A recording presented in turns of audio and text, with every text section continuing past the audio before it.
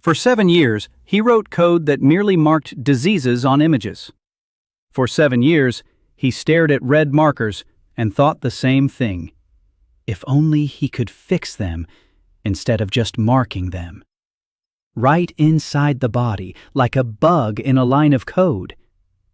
He died at his desk, never finishing what he'd started, and now he sits in someone else's body in a dilapidated shack, and that very button hangs before his eyes, and beneath it, a living old woman with a ruined knee. But let's take it in order. First comes the smell. Wormwood, goat's milk, something sour and warm. Then the pain hits. His head splits as if someone had driven a nail into his temple and walked away. Dan tries to force his eyelids open, but can't. They're heavy as lead shutters. On the second try, light pierces his pupils, and the world floats as a murky yellow blur. A low ceiling. Beams. Bundles of dried herbs sway above his face. Beneath him, straw covered in coarse fabric pricks him. He clenches his fist. His fingers obey, but with a delay, like a foreign controller with loose buttons. He raises his hands to his face and freezes. These aren't his hands. Thinner, younger, yellow calluses on the pads, chipped nails. Dan sits up and his stomach lurches into his throat. A stove in the corner, clay pots, shelves with little bags and jars. Everything is shabby and old and too real to be a dream. He touches his face. Sharp cheekbones, soft stubble, shoulder-length hair tangled and greasy. And then someone else's memories float into his skull like bubbles in murky water. An old woman in a linen bonnet, a pestle, the scent of mint, Arahome chamomile. 3 parts leaf to 1 part root. Someone else's knowledge lies in his head like files copied onto a foreign drive, accessible but not his. Dan squints and drags out his last breath. The monitor, lines of code, the diagnostic module, the 18th cup of coffee. 4 a.m. A brief, sharp, unbearable pain in his chest. And nothing. He died.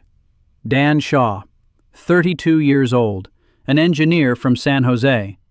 He fell asleep with his forehead on the keyboard and woke up here, in a stranger's young body, in a room that smells of wormwood, with an herbalist's calluses on his fingers. The door creaks. An old woman enters, thin and hunched over, wearing that very bonnet from someone else's memories. Her eyes are red and wet. A clay mug steams in her hands. She sees him sitting there and freezes. The mug trembles, and then she lashes out at him, quickly, angrily, through her tears. "Good for nothing! Got drunk on Mother's tincture. Been sleeping by the stove for 3 days." She'd already thought of calling Father home to read the last rites. Dan understands every word. The language is foreign, but the brain in this body knows it like its own. The old woman approaches and shoves the mug at him. Her hands are shaking, not from anger, from fear. She really thought she was burying her grandson. Dan drinks. Chamomile and bitterness. The warmth travels down his throat into his stomach, and the old woman doesn't take her eyes off him and asks quietly and hoarsely, "Does he recognize her?" And that's when the strangest thing happens. Without a click, without warning, the world simply shifts a layer deeper. The old woman ceases to be an old woman. She becomes a diagram, a translucent silhouette crisscrossed by glowing lines, bones, blood vessels, nerves, organs. Everything is visible, everything is legible, and text pops up on the side like a debugger panel. Subject, Martha Shaw, 67 years old, 3 anomalies detected, arthritis in the right knee, cartilage degradation 42%, cataract in the left eye, iron deficiency minus 31%. And at the bottom, a question flashes. Correct. Yes or no. Dan stops breathing, not out of fear, out of recognition. For 7 years, he'd dreamed of this button, and now it hangs before his eyes, above the sore knee of a living old woman. Martha waits for my eyes. Dan places his palm on her knee. He closes his eyes and presses a mental yes. Something shifts inside, not in his body, deeper, at the very core. Warmth flows from his chest, through his shoulder, down his arm, into his palm, and on to her knee. He feels the cartilage beneath his fingers changing. It isn't growing, it's being repaired. Like a corrupted file being restored from a backup. The inflammation subsides, the structure realigns. A minute. The panel flashes. Right knee arthritis. Fixed. Marta gasps sharply, as if struck. She looks at her knee, at Dan, back at her knee, and she stands up. She just stands up. She straightens up. She shifts her weight to her right leg and freezes. For 8 years, she hasn't stood up without pain. Dan knows this from other people's memories. 8 years of every step through clenched teeth. And now there is no pain on her face, only disbelief. She takes a step, a second, a third, without limping. She walks across the room, turns around, and walks back. Tears are streaming down her face, but she's smiling. She shouts that he's a magician, that the gods have blessed him. Dan isn't listening. His vision is going dark. A migraine is rolling like a wave from the back of his head to his forehead. Here's the price. Small but real. Like the load on a processor after a heavy operation. So there's a limit. So he can't fix everything at once. So he'll have to choose. Dan looks at his palm and quietly says to himself in English, "Okay, this is the work environment." For the next 2 days, he lies there and organizes things like an engineer. He's dead. He's in a stranger's 25-year-old body in a world that isn't his. He has the ability to see the body as open source code and fix the bugs. It eats up resources. 1 knee cost him a migraine and 2 days of weakness, and he has no idea where he ended up. Someone else's memory is spilling out in fragments. Lowhall, a small town on the Empire's border. Martha is his grandmother, or rather, the grandmother of this body. Dan Shaw, a local herbalist who never finished school, an orphan. His parents died when he was 7. Martha raised him on her own. She taught him to gather herbs and brew decoctions. His edge is dim, medicinal, but weak. A barely visible greenish pattern beneath the skin of his wrist. With an edge like that, you treat calluses and brew tea for colds. Nothing more. That's what everyone around here thinks. On the 3rd day, Dan gets up and goes out into the yard. Low Hall unfolds before him like a picture from a medieval history textbook. Stone houses under thatched roofs, a dirt road, chickens, a smithy on the hill, a palisade. Beyond it, fields, a forest, and gray mountains in the distance. The air smells of wet earth and smoke, and inside, Dan feels empty and quiet. No panic, no excitement, just cold, engineering-like calm. He is dead. He is here. He has a tool. So he must work. Martha follows him out. She places her dry hand on his elbow and says the blacksmith will come in the morning. His son is sick. The boy's face remains silent. All the healers have refused. Before, she wouldn't have called on her grandson to treat something like this, but after her knee. She falls silent, looks up at him, and says she doesn't know who he is now, but whoever he becomes, he's her Danny. And she believes him. A panel flashes at the edge of his vision. Cataracts, iron deficiency. 2 anomalies are waiting their turn. Dan turns away. Not yet. First, recover. First, find his limits. First, learn not to break himself on the very first patient. He tells her he'll see the blacksmith. Martha nods, and for the first time in 3 days, she stops crying. The blacksmith arrived at dawn. Dan heard him before he saw him. Heavy footsteps, the creak of the gate, a muffled voice saying something to the boy. Dan sat at the table drinking chamomile tea.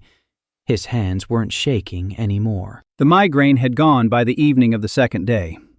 He felt 70% better. That should be enough. Martha opened the door. The blacksmith filled the entire doorway. Huge, shoulders wider than the doorframe, arms like 2 ham hocks' veins. On his left forearm, beneath the skin, the edge glowed. A bright golden pattern, clear and powerful. The edge of metal. Dan could see it even without focusing. It glowed through his skin like a built-in lantern. Behind the blacksmith stood a boy, 12 years old, skinny, dark hair, eyes cast down at the floor, hands hidden behind his back. He didn't want to come here. You could tell by his whole body, by his hunched shoulders, by his tense neck, by the way he stood half a step behind his father, as if trying to hide behind his back. The blacksmith entered. He introduced himself. His name was Bran. He had been the master of the Low Hall forge for 15 years. He spoke heavily and slowly, choosing his words carefully. Not because he was stupid, but because it pained him to say what he had to say. He said his son's name was Tim, that the boy was born with an edge pattern on his wrist, but the pattern never glowed. The edge was dead, empty, like a furnace turned off. Every healer from Low Hall to Bremer looked at the boy and shook his head. The will of the gods. Nothing to be done. Bran fell silent. He clenched his jaw so hard that the muscles in his cheeks bulged. Then he spoke again, more quietly. He said the boy could sense metal, with his hands. When he picks up a piece of metal, he knows where it's weak. When he touches steel, he feels what kind of blow it needs. His hands are golden. But without the edge, the guild won't accept him. Without the edge, he'll remain an apprentice forever. He'll be shoveling coal and pumping bellows until he's old, and everyone will know that Master Bran's son is a good-for-nothing. The blacksmith fell silent. His eyes were red. He wasn't crying. He was holding it together, but Dan saw his lower lip tremble. This huge man with a golden edge and hands capable of bending horseshoes stood before the young herbalist and could do nothing for his own son. Dan looked at the boy. Tim stood against the wall, staring at the floor. Dan focused.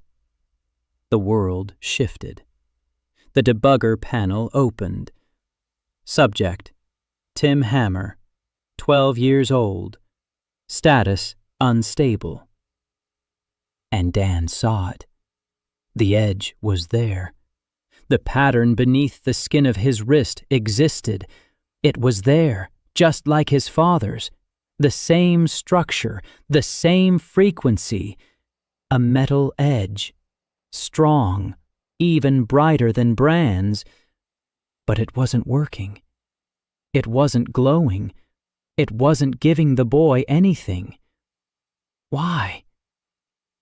Dan went deeper, layer by layer. Physiology, nervous system, down spine. And he found it. A small defect, tiny, in a vertebra at the base of the skull. A birth injury. A microfracture that had healed incorrectly back in infancy. No one would have noticed it. Not a single folk healer. Not a single guild healer. Because the crack had long since healed. The bone had fused. Visually, everything was fine, but the fused bone was pinching the channel. A channel as thin as a thread through which the edge was supposed to flow from the core to the pattern, like a pinched wire. There's current, there's a light bulb, but there's a clamp between them, and the light bulb doesn't glow. Dan leaned back in his chair. He wiped the sweat from his forehead. It was beautiful. Cruel and beautiful at the same time. For 12 years the boy had lived with a death sentence.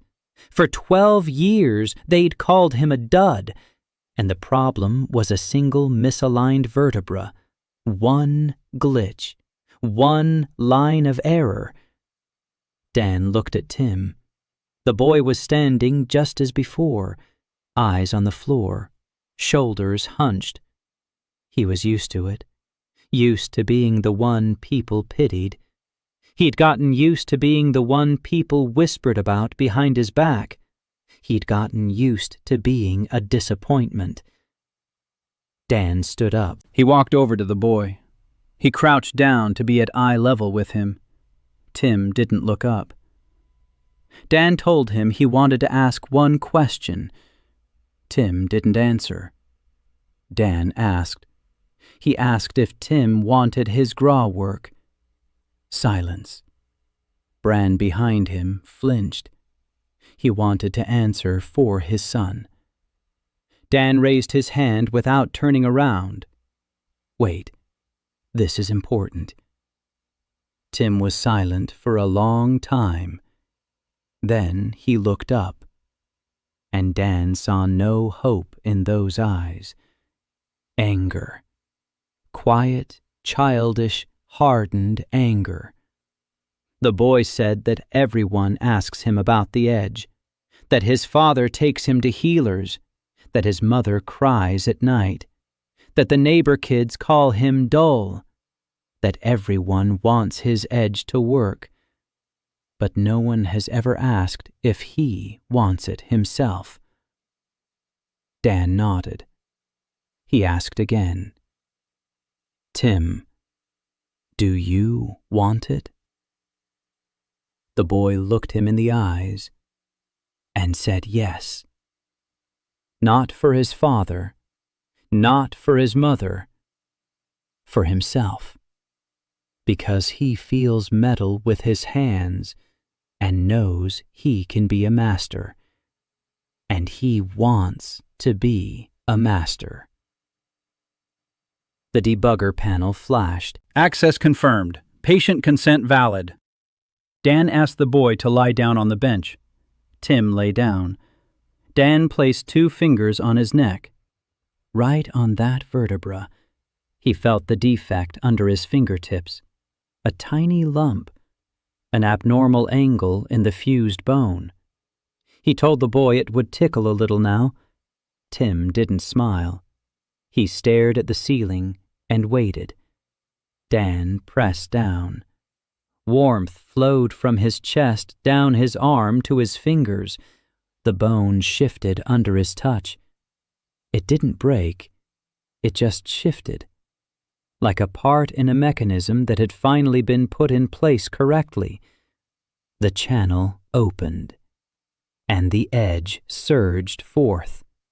Dan felt it before he saw it, like a torrent, like water breaking through a dam. Energy flowed from the core through the spine, down the channel to the wrist, and the pattern beneath Tim's skin flared, a soft golden light, warm, steady, exactly like his father's. No, brighter. Dan saw the readings. Tim's edge was stronger than his father's, significantly stronger. This boy, whom for 12 years they had called a nobody, carried within him one of the most powerful metal edges Dan could imagine. Tim raised his hand. He looked at his wrist. The pattern glowed gold through his skin. The boy didn't cry. He didn't scream. He just stared, silently, for a long time, like a man seeing the sun for the first time. A sound came from behind Dan, heavy and muffled. Bran dropped to his knees, right onto the earthen floor. The huge blacksmith was on his knees, and tears were streaming down his face into his beard. He didn't say a word. He just stared at the golden light on his son's wrist. Dan straightened up. Blood gushed from his nose immediately, fast and thick. He pressed his sleeve to his face. His head spun. The migraine struck like a hammer, stronger than after Martha, much stronger. He said calmly, like a doctor after a routine checkup, "Your son has the metal edge. A strong one. In a year, he'll surpass you, Master. Excuse me. I need to sleep." He took 2 steps toward the bed. On the third, his knees buckled. Martha caught him. The small, frail old woman held him up by some miracle. She got him to the bed. She laid him down, covered him. The last thing Dan saw before sinking into darkness was Tim. The boy was sitting on a bench, holding his left hand out in front of him, palm up. Golden light fell on his face, and for the first time in 12 years, there was a smile on Tim Hammer's face. Dan slept for 3 days. His temperature rose by the evening of the first day. Martha changed the cold compresses on his forehead every hour. On the second day, a fever set in. He was delirious. He spoke in a language Martha didn't understand. He was saying certain words: server, overload, cache, debug. Martha sat beside him, holding his hand and praying. On the third day, the fever broke. Dan opened his eyes. The first thing he saw was Martha. She was asleep in the chair next to his bed. She had dark circles under her eyes. She hadn't slept properly for 3 days. The second thing he saw was a bowl of porridge on the table. The third thing was a note.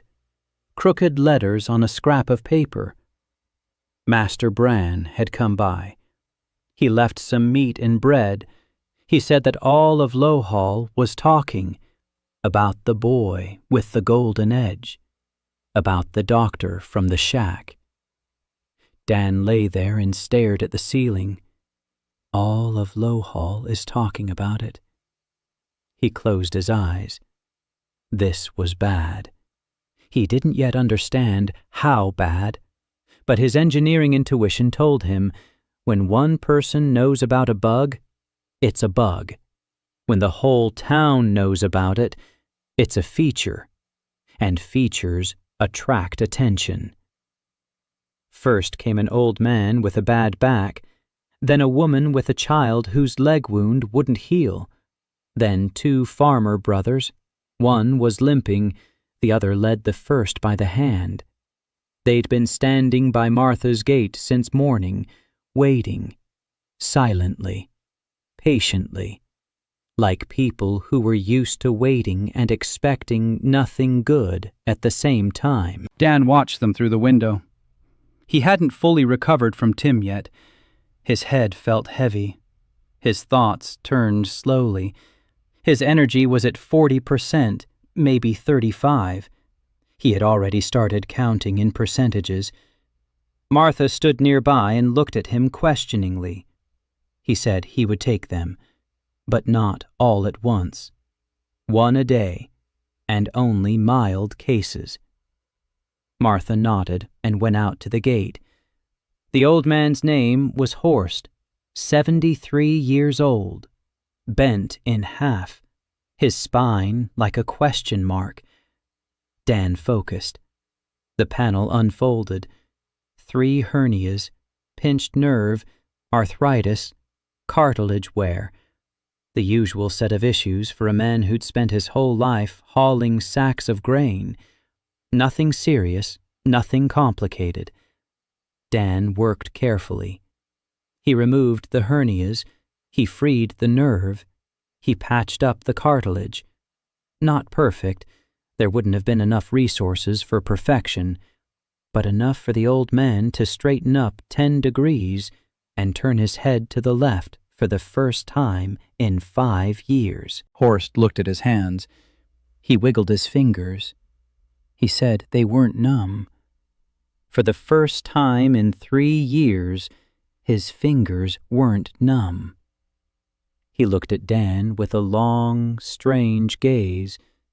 Then, silently, he pulled 3 copper coins from his pocket and placed them on the table.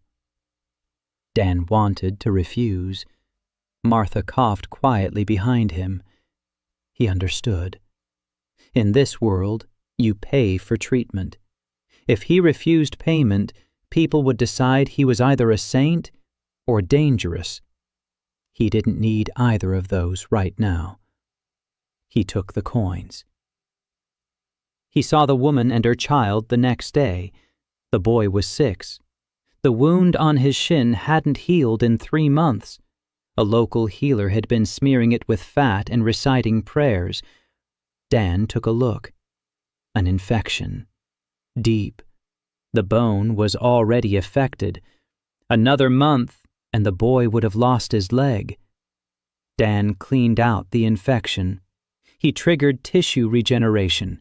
He applied something like a patch, a slow-acting treatment that would work on its own for the next 2 weeks. The mother watched as the wound on her son's leg closed right before her eyes. The edges were pulling together. The redness was fading. The pus was disappearing. She hugged her son so tightly that the boy squealed. Dan smiled. These moments, that's what it's all for. In the evening, he sat at the table and calculated resources, recovery, consumption. A simple case cost him half an hour of concentration and mild fatigue. A moderate one, like the boy's infection, cost several hours of weakness. A complex one, like Tim's, cost 3 days in bed. So in a week, he could take on 2 or 3 simple cases, or 1 moderate one, or save up resources for a complex one. Like a budget. Like a server's processing power. Finite. Renewable, but finite. He kept track, not on paper, in his head. He made a table. He calibrated it. He was learning to understand the limits of the new tool. On the 3rd day, the brothers came. The lame one and his brother. Dan looked at the lame one. an old fracture. A hip bone that had healed incorrectly, a simple but painful fix. He'd have to effectively break it and set it again. Dan explained. The lame one turned pale. His brother squeezed his hand. Dan said it would hurt. 3 seconds. But then the leg would work like new. The lame man looked at his brother. His brother nodded. The lame man said, "Go ahead."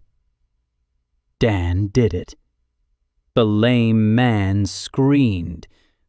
3 seconds. Then he fell silent. He looked at his leg. He stood up. He took a step. A second. A third. No limp. No pain. His brother hugged him. 2 grown men stood in the middle of the room hugging each other, and one of them was quietly shaking. Dan sat at the table drinking the cooled-down broth. The resource had dropped another 10%. Normal. Tolerable. By the end of the first week of practice, Dan had treated 7 patients. 5 simple cases, 2 moderate ones, not a single complicated one. He was recovering faster than he'd expected.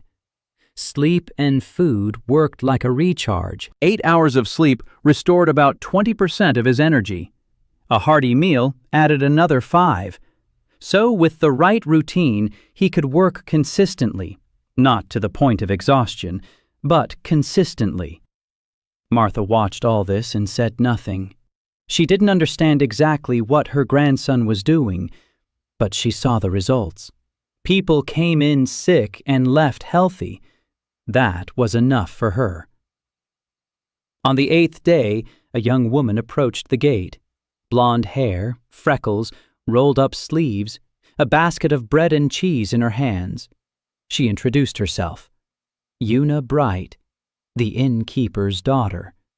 She said she'd heard about the healer who'd cured Tim, and Horst, and little Peter with the sore leg. She said she wanted to help. Dan looked at her. He focused mechanically. The panel flashed. Subject: Una Bright, 19 years old. Status: healthy. No anomalies detected. Healer's edge: dim. Barely active. He blinked. Healthy. Completely healthy. Not a single glitch. Not a single error. Clean code. For the first time in a week, he saw a completely healthy person. It was like a breath of fresh air. Una stood in the doorway, waiting for an answer. Dan asked why she needed this. She told him straight out. Her younger brother Leo was born deaf. He's 5 years old. He's never heard her voice. She'd taken him to every healer in the area. They all said the same thing. The will of the gods. She said that if Dr. Shaw could awaken dead Granny, maybe he could awaken dead ears too. Dan looked at her for a long time. She didn't look away. Her eyes were gray and stubborn. He said he needed to see the boy first. Una nodded. She said she'd bring him tomorrow, and that today she wanted to help. Wash the floors, boil water, anything, just be there and learn. Martha, standing behind Dan, smiled quietly. She said they could use an extra pair of hands. Dan didn't argue. Una stayed. She worked like a machine. She washed the floors. She sorted through the herbs. She boiled 3 kettles of water. She bandaged the farmer's hand with a clean cloth he'd cut himself that morning. And all the while, she watched. Whenever Dan said something she didn't understand, she'd pull a stub of a pencil and a scrap of paper from her pocket and write it down. Sterility. Medical history. Patch. She wrote down every strange word. By evening, she had filled 2 pages. Dan looked at her notes. The handwriting was crooked but legible. She had written some words phonetically because she didn't know how to spell them. Sterility, medical history, patch. Dan laughed for the first time in a week. Una blushed. She asked what was so funny. Dan said nothing. That she was doing great, that she was writing it down correctly, and that tomorrow he would explain every word to her. Una blushed even more. She nodded. She gathered her basket. She left. Martha watched her go. Then she looked at Dan and said that the girl was a good girl, hard-working, and beautiful. Dan didn't. He was thinking about the deaf boy, 5 years old, congenital deafness. This wasn't a broken bone or a hernia. This was on another level. He didn't yet know how much it would cost, but he already knew he would try. Una brought Leo the next morning. She literally carried him in. The boy sat in her arms, wrapping his thin arms around her neck. 5 years old, small, blonde hair like his sister's, big gray eyes that looked at the world attentively and warily. He wasn't crying. He wasn't acting up. He just looked. He was used to observing. When you can't hear the world, you learn to read it with your eyes. Una sat him down on the bench. Leo looked around. He touched a bundle of dried mint on the wall. He sniffed it. He wrinkled his nose. Una showed him something with her hands. Gestures. They communicated with gestures. Not a complicated system. Homemade. Invented by the two of them over 5 years. Leo nodded and folded his hands in his lap. Obedient. He trusts his sister completely. Dan sat down across from him. He focused. The panel unfolded.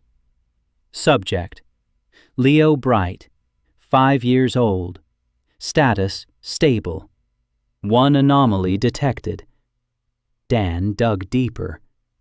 Hearing aid, inner ear, cochlea, hair cells.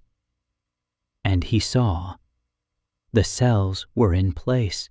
The structure was correct. The nerves were intact.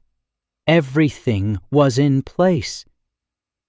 But it wasn't working. Like a program that's installed correctly but not running. The code is there. The process isn't initialized. Dan went even deeper and found it. At the DNA level. No, not DNA. Here it was called something else. A genetic pattern. A deep imprint at the very foundation of the body. A mutation. A small one. A single incorrect instruction in the chain of hereditary code. It told the auditory cells not to activate. Like a commented out line in a program, the code is there, but it's turned off. Dan leaned back, rubbed the bridge of his nose. This was deeper than Tim. Tim was mechanical, a pinched wire, physics. Leo was genetic, hereditary. At the level of the body's very code, a fix was possible. He could see it. He had to access the level of the genetic pattern and correct a single instruction. Uncomment the line, start the process. The cells would activate, the nerves would connect, the boy would hear. But the price, Dan estimated.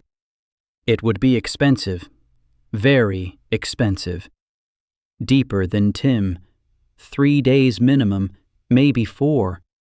Fever, nosebleeds, total exhaustion, and there's a risk. The first real risk he'd faced.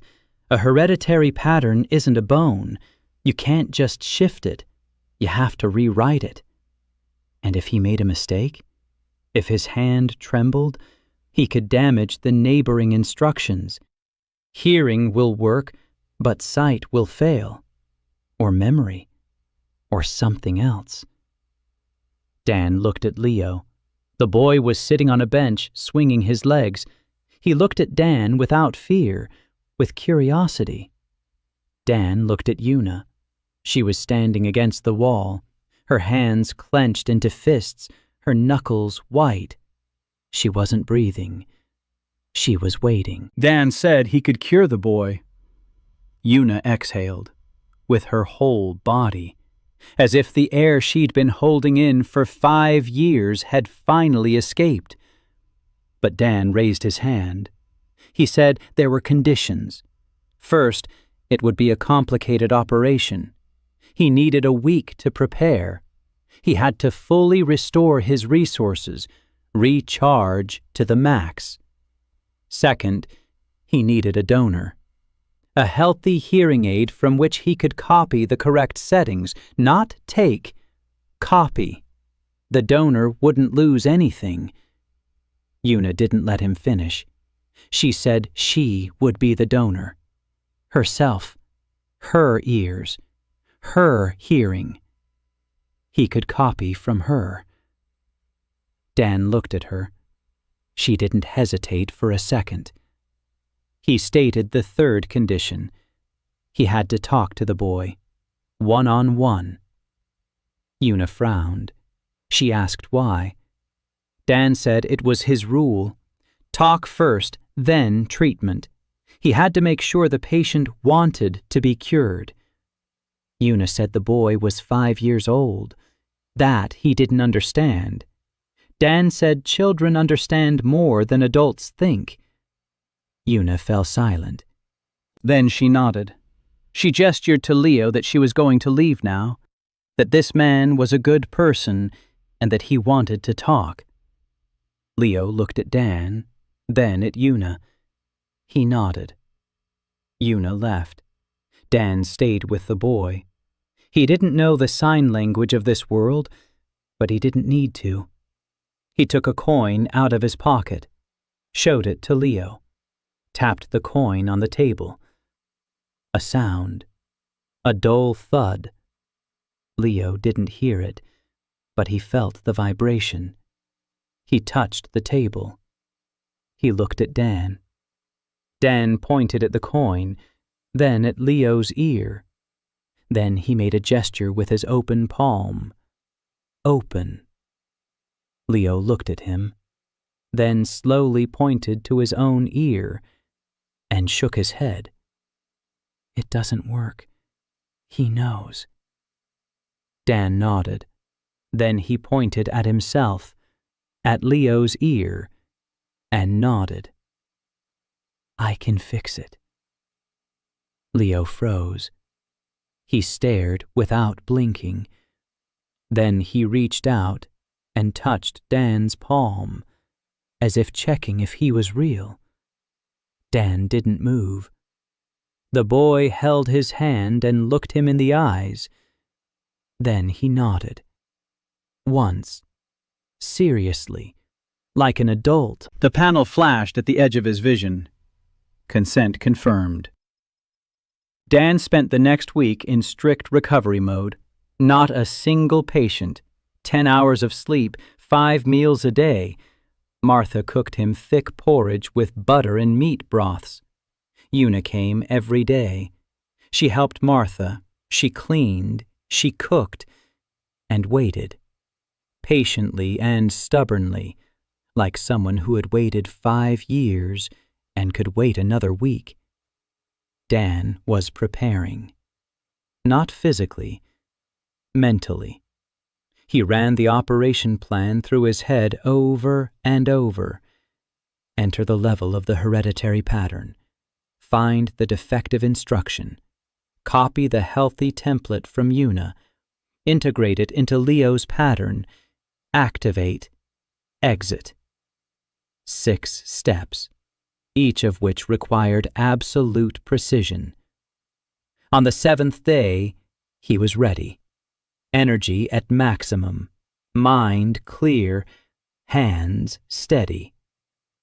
In the morning, Una brought Leo. Dan sat them side by side, Una on the right, Leo on the left. He placed his right hand on Yuna's temple, his left on Leo's ear. He closed his eyes, and he began. The first 3 steps went smoothly. He entered Yuna's pattern, found a healthy instruction, copied it, cleanly, without errors. Then he moved on to Leo, entered his pattern, found a defective line. There it was. 1 incorrect instruction, tiny, but absolute. He began the replacement, carefully, character by character, like a surgeon working under a microscope. The old instruction was fading away, the new one was taking its place. Connections were being restored, the cells were receiving a new signal. Activate. Work. Here. Dan felt the resources draining away. Fast. Very fast. Faster than with Tim. The deep work was devouring power like a fire. Blood started flowing from his nose. He didn't pay attention. His temperature began to rise. He didn't pay attention. Just a little more. 1 more connection. 1 more. The last one. Done. He activated the process. The auditory cells fired. The nerves came alive. The signal went to the brain. Dan opened his eyes. He took his hands away And looked at Leo. The boy sat motionless. His eyes were huge. His mouth was slightly open. He could hear. For the first time in his life, he could hear. The crackling of firewood in the stove, his sister's breathing nearby, the sound of the wind outside the window, the creak of the floorboards under Martha's foot. The world came crashing down on him in sounds. Leo turned his head toward Yuna. Yuna was standing nearby. Tears were already streaming down her cheeks.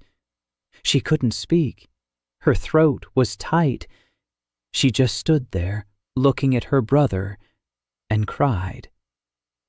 Leo reached out to her, touched her cheek, wet with tears, and spoke. The first word of his life. Clumsy, stammering, barely recognizable. You. He was trying to say Yuna. Yuna broke down. She fell to her knees next to the bench and hugged her brother, sobbing into his shoulder. Leo hugged her back and looked around with wide eyes, listening to the world. Martha was crying by the stove. Dan was sitting on a chair. Blood from his nose was running down his chin onto his shirt. Everything was spinning before his eyes. His hands were shaking. His reserves were at 0. Absolute 0. He had squeezed himself dry. But he was smiling, quietly, to himself. This was why. This was why he had written code at night in the children's hospital. This was why he had dreamed of a button that fixes errors right inside the body. There it was.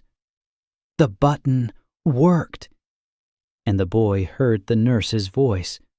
Dan tried to stand up. He couldn't. His legs wouldn't hold him. Yuna looked up. She saw the blood on his face. She jumped up. She caught him on one side, Martha on the other. They got him to the bed. They laid him down. Yuna wiped the blood from his face with a wet rag. Her hands were shaking, but her movements were precise, like a nurse's. Dan looked at her with a dazed expression. He said the boy would have to learn to speak, that he had hearing but would have to start speech therapy from scratch, that it would take months. Yuna nodded. She said she would teach him, that she would talk to him every day and every night, that she would sing him songs until he learned every word. Dan closed his eyes. He sank into the darkness. 4 days. Worse than after Tim. On the second day, he stopped eating. On the third, Martha called Father home. The priest came. He looked at Dan. He looked at Martha. He said the boy wasn't dying, that he was just sleeping, very deeply. Martha didn't believe him. But on the fourth day, Dan opened his eyes. Una was sitting next to Leo on her knees. The boy was sleeping, snuggled up to his sister. There was food on the table, fresh. Una came every day while he was unconscious. She said that Leo already knows 4 words. Una.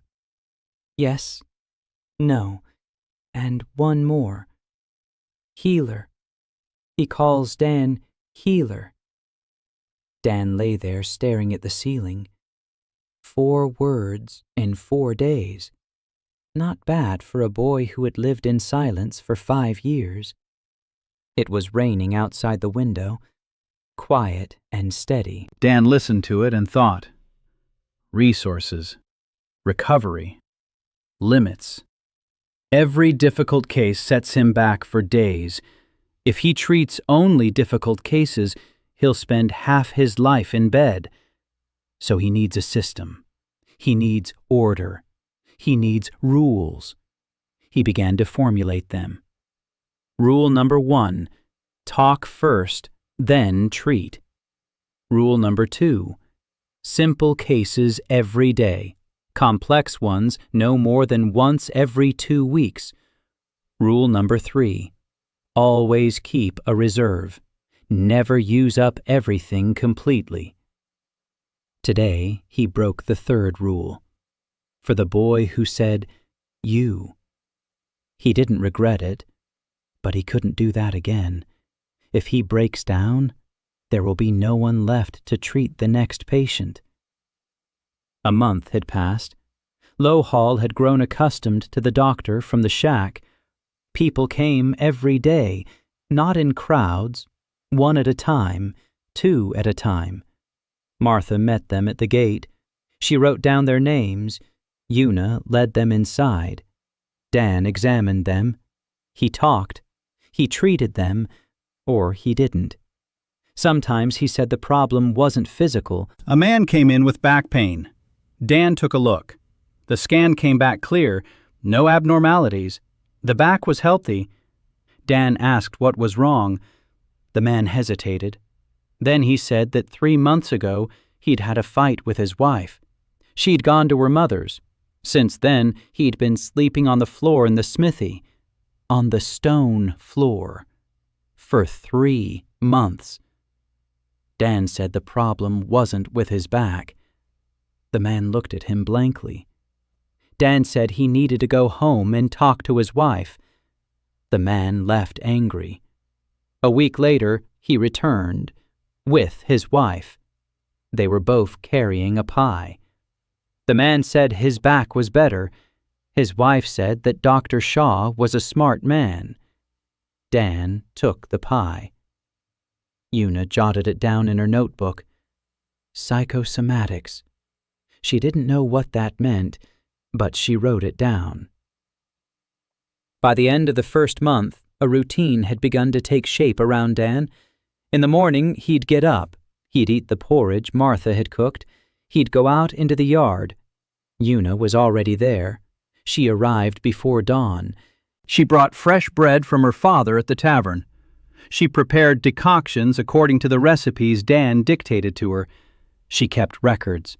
She started a thick notebook.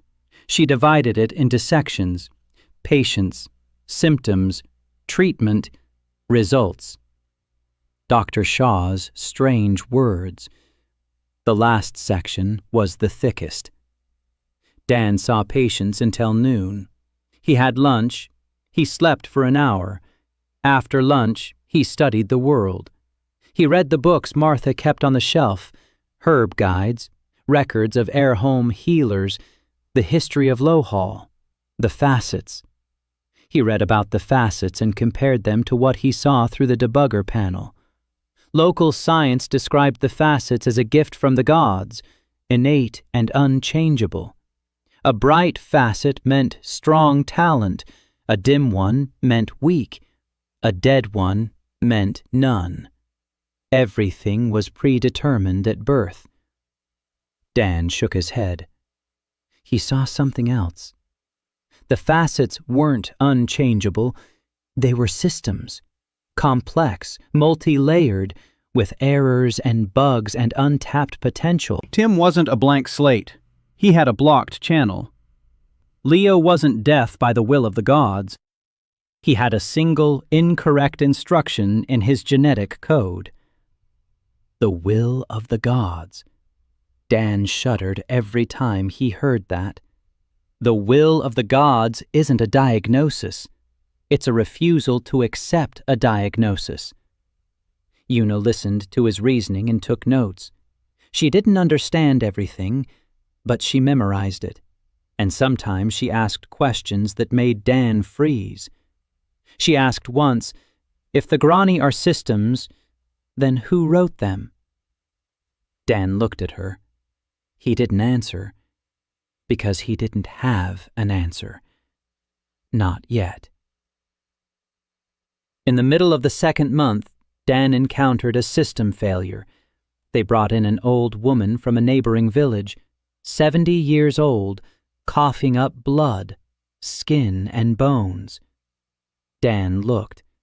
The panel swiveled open, and he saw her lungs. Extensive damage. A disease that in his world would be called cancer. Here it had no name. The panel showed the work ahead. Enormous. At the limit of his capabilities, but doable. He began the standard procedure, sat down next to her, asked her name, asked about her family, about her life. The old woman's name was Vera. Her husband had died 10 years ago. Her children had moved away. She lived alone. She ran the household alone. She was sick alone. Dan asked if she wanted to be cured. Vera looked at him with a long, weary gaze and said no. Dan froze. Vera said she was tired, that 10 years without a husband was too long, that her children didn't visit, that she woke up every morning and didn't know why, that her illness was the only thing still happening in her life, that she hadn't come to be cured. She had come because her daughter had forced her to. The panel flashed. Red. Access denied. Patient consent invalid. Dan stared at the red text and felt something tighten inside him. He could see the illness, could see the solution, could reach out and fix it. But the system wouldn't let him. Because Vera didn't want to live. Not really. Not deep down. Una stood by the wall and looked at Dan. She saw his face, saw how he turned pale. She didn't know why. Dan sat next to Vera and was silent. Then he spoke. He didn't talk about the illness. He asked what her husband's voice sounded like. Vera blinked. She wasn't expecting it. She said it was low, deep, that he sang in the evenings while he mended the nets. Dan asked if she sang with him. Vera was silent for a long time. Then she said yes. They sang together every evening for 20 years. Dan asked if she remembered the words. Vera opened her mouth, closed it, opened it again, and began to speak. Not sing, speak the words of the song, quietly, hoarsely, stumbling. But she remembered every word. 20 years had passed, and she remembered every word. She spoke, and her voice trembled, and somewhere in the middle of the song, she fell silent. She looked at Dan and said she wanted to sing this song to her granddaughter, whom she had never seen. Her daughter had given birth 2 years ago. Vera had never visited. She said it was too far, that her legs wouldn't hold her. In reality, she was afraid that she wasn't needed. Dan looked at the panel. A red message flashed, then it disappeared. A green one appeared in its place. Access confirmed. Consent valid. Dan placed his hands on her chest and began to work. It took 3 hours, the longest operation of all. He scraped away the damaged tissue layer by layer. He restored the cells. He applied patches to the damaged areas. He left behind instructions for slow regeneration. Blood was flowing from his nose, from his ears. His hands were shaking. Una stood nearby and wiped the blood from him without getting in the way. Martha held Vera's hand. 3 hours later, Dan withdrew his hands. The panel displayed, lung damage eliminated, regeneration initiated, full recovery in 4 months. Vera coughed. Once, without blood. The first time in 6 months without blood. She looked at Dan. He was as white as a sheet, barely holding on to his chair. She spoke softly. She said she wanted to see her granddaughter. Dan nodded. He said that in 4 months she would be able to go. Vera stood up. Slowly, carefully. She walked to the door, turned around, said she would sing that song for her, and left. Dan slid off the chair onto the floor. Una caught him, laid him down right on the rug by the stove, brought him some water. He drank in small sips. His hands wouldn't obey him. His fingers wouldn't bend. Complete exhaustion. Una sat next to him on the floor. She looked at him and said quietly that she understood why they had talked before the treatment. Dan looked at her. Una said that he doesn't just treat the body. He treats the reason why the body is sick. And if the reason is that a person doesn't want to live, then first you have to restore that desire, and only then treat the illness. Dan looked at her and thought that this 19-year-old innkeeper's daughter had just articulated what he'd been thinking about for weeks. He said that she would make a good doctor. Una blushed. She said she wasn't a doctor. She just takes notes. Dan closed his eyes. 3 days of recovery, at least. But it was the right thing to do. Vera would see her granddaughter. Vera would sing her a song.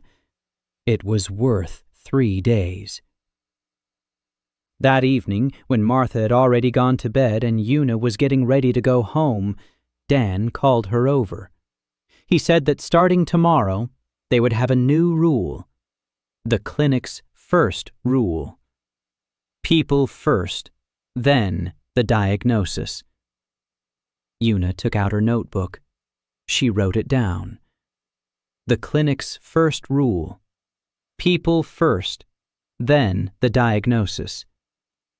Then she looked at him and said she liked that rule.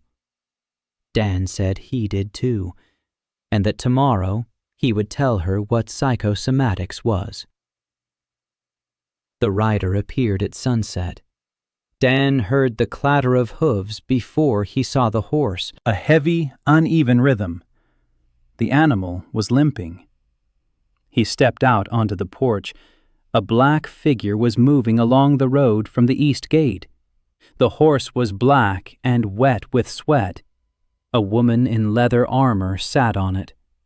Dark hair tied in a knot at the nape of her neck, a scar across her left eyebrow.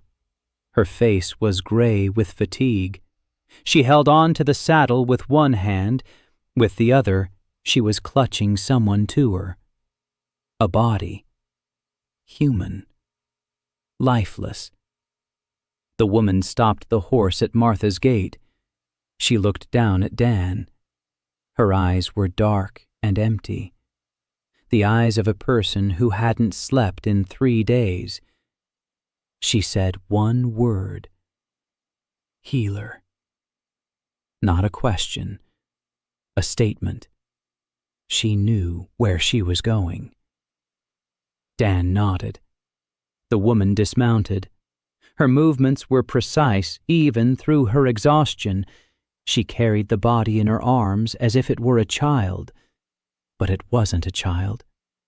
A woman, about her age, thin, skin with a yellowish tint, lips blue, breathing barely noticeable. Dan stepped back from the door. The woman entered. She laid the body on the bench, carefully, gently, as if it were the most precious thing she possessed.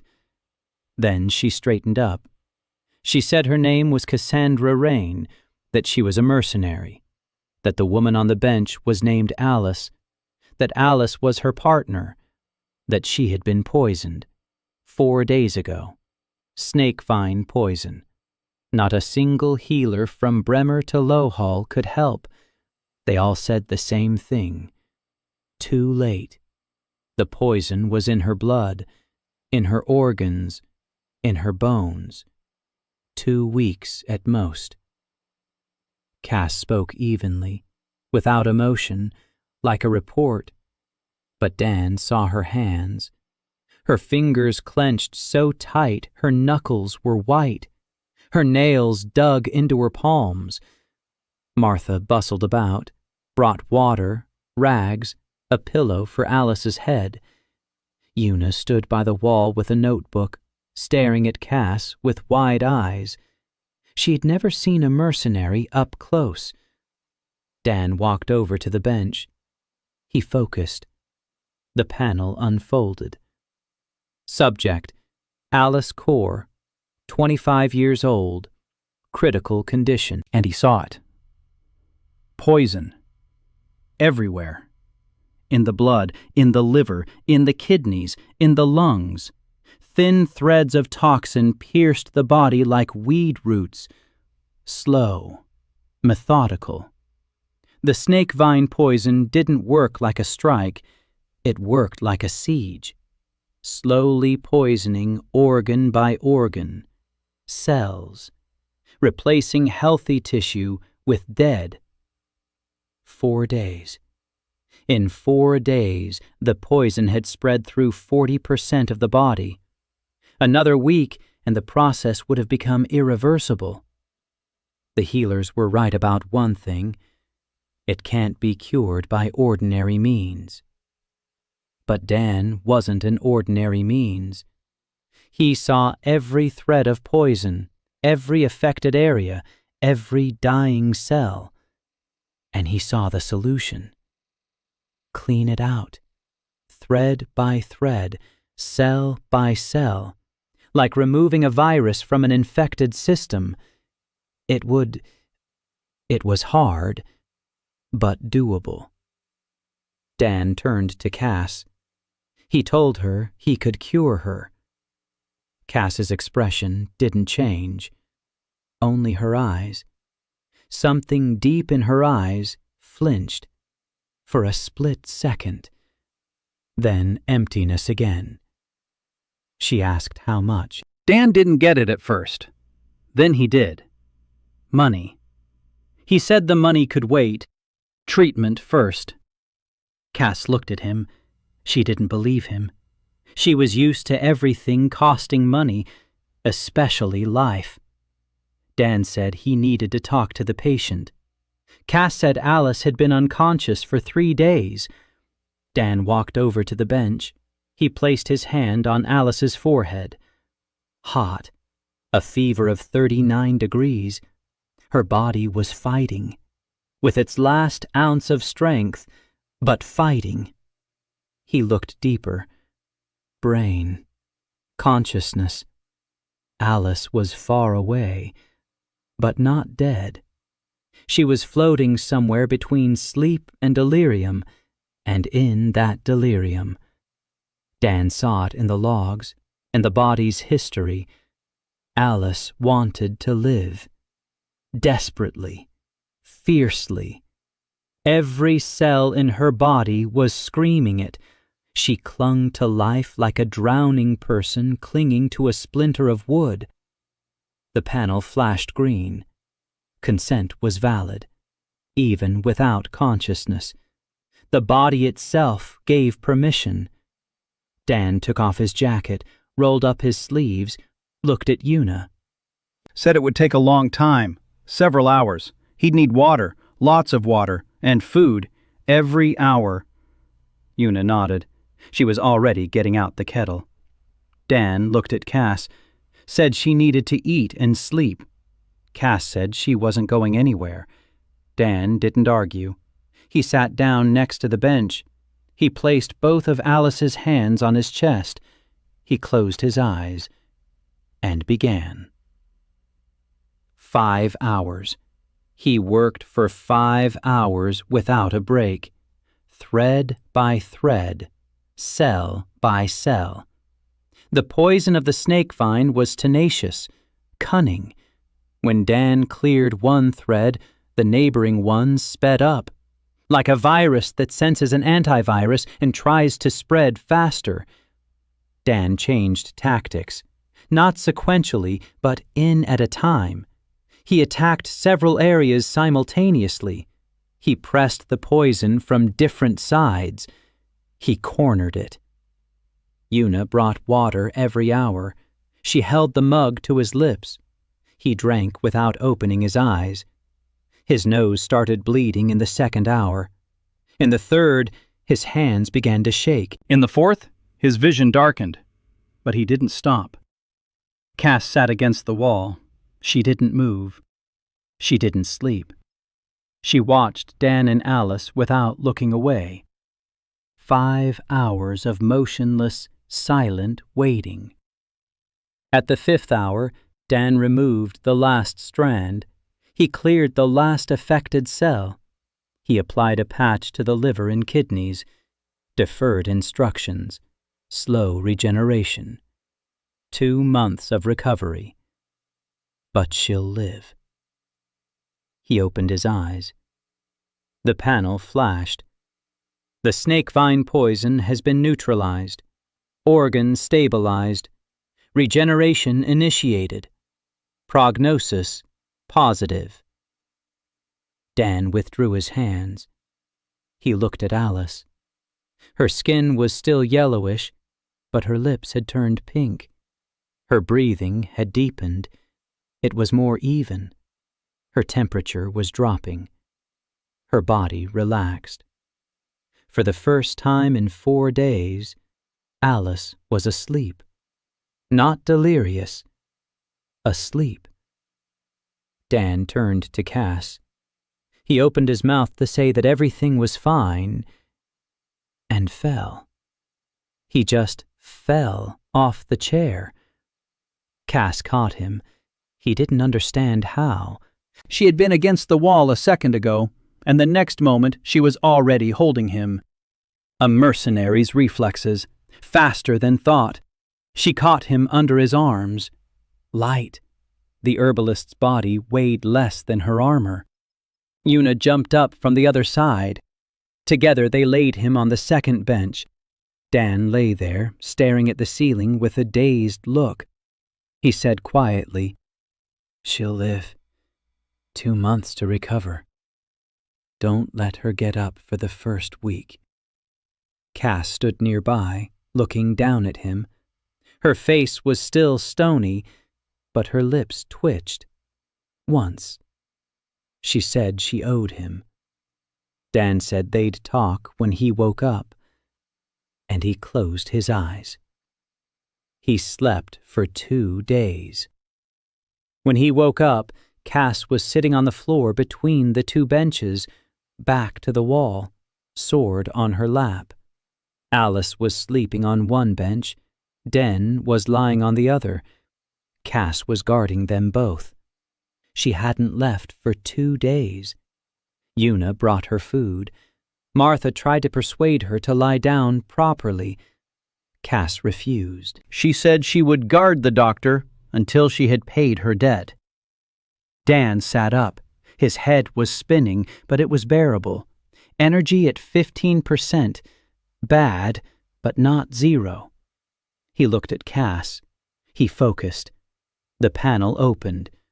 Subject, Cassandra Rain, 26 years old. Status, stable. And he saw the logs. The body's history. An old scar on the left shoulder. Miscarry. Limits arm mobility by 18%. 3 broken and misaligned ribs. A burn on the right thigh. An acid burn. A cut on the back. Deep. Old. And something else. Deeper. In the muscles and ligaments of the right shoulder. Chronic inflammation. Chronic. Pain with every swing of the sword. Cass had lived with this pain for years, got used to it, compensated with technique.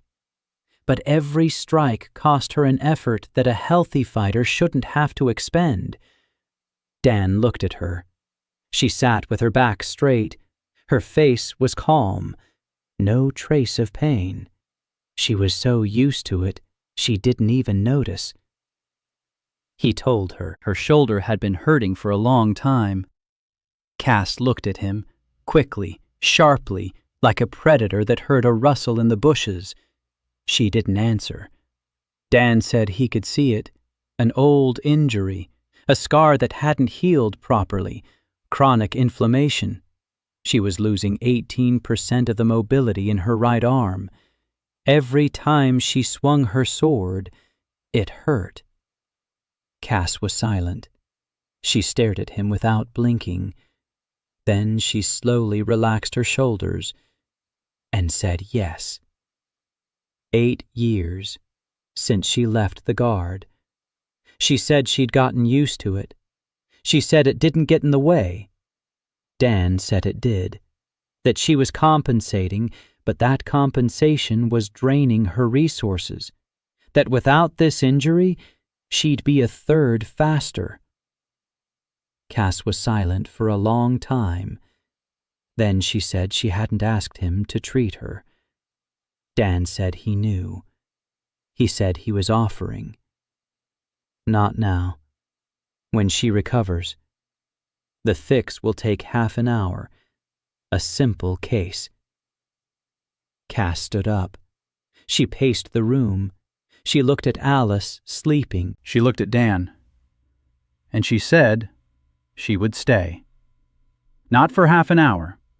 She would stay at the clinic, to guard it, until she had paid off her debt to Alice. Dan asked how much she owed, according to her calculations. Cass said that a partner's life is priceless, so the debt is endless. So she'll stay forever. Dan looked at Una. Una was smiling. He looked at Martha. Martha was already pulling a spare blanket out of the trunk. He said the clinic was growing. Alice regained consciousness on the 3rd day. Dan was sitting next to her when she opened her eyes, brown, cloudy with weakness. She looked at the ceiling, at the walls, at the bundles of herbs. She didn't recognize the place. She turned her head. She saw Dan. She didn't recognize him either. Then she saw Cass. Cass was sitting by the wall, as always, sword on her lap, eyes open. Alice looked at her. Cass looked at her. Neither of them said a word, but something passed between them, invisible, quiet. Alice closed her eyes and fell asleep again, calmly now. Cass leaned her head back against the wall and closed her eyes too, for the first time in 5 days. Dan went out into the yard. Una was sitting on the porch, writing something in a notebook. She saw him. She stood up. She asked how the patient was doing. Dan said she had come to her senses, that the crisis had passed, that she needed rest and food and time. Una nodded. Then she said that while he was asleep, people had come. 3 from Bremer, a 2-day walk. They'd heard about the doctor who wakes the Granny. Dan rubbed the bridge of his nose. Bremer. That's not Lowhall anymore. It's the next town over. A 2-day journey. The rumor was spreading. He asked what was wrong with them. Una looked at her notebook. First, a man, 40 years old. Stomach pain for 3 months. Second, a 35-year-old woman. The child can't walk, can't stand on his own. Third, an old man, going blind in both eyes. Dan looked up at the sky. Gray. Rain was coming. 3 patients from another city. Soon there will be 30. Then 300. Rumors about Tim, about the boy with the dead Grania that flared up gold. This isn't just local gossip anymore. It's a story that will grow and grow. He told Una he'd see them tomorrow. Resources are too low today. Una nodded. She made a note. Alice was recovering slowly. She hadn't gotten up from the bench for a week.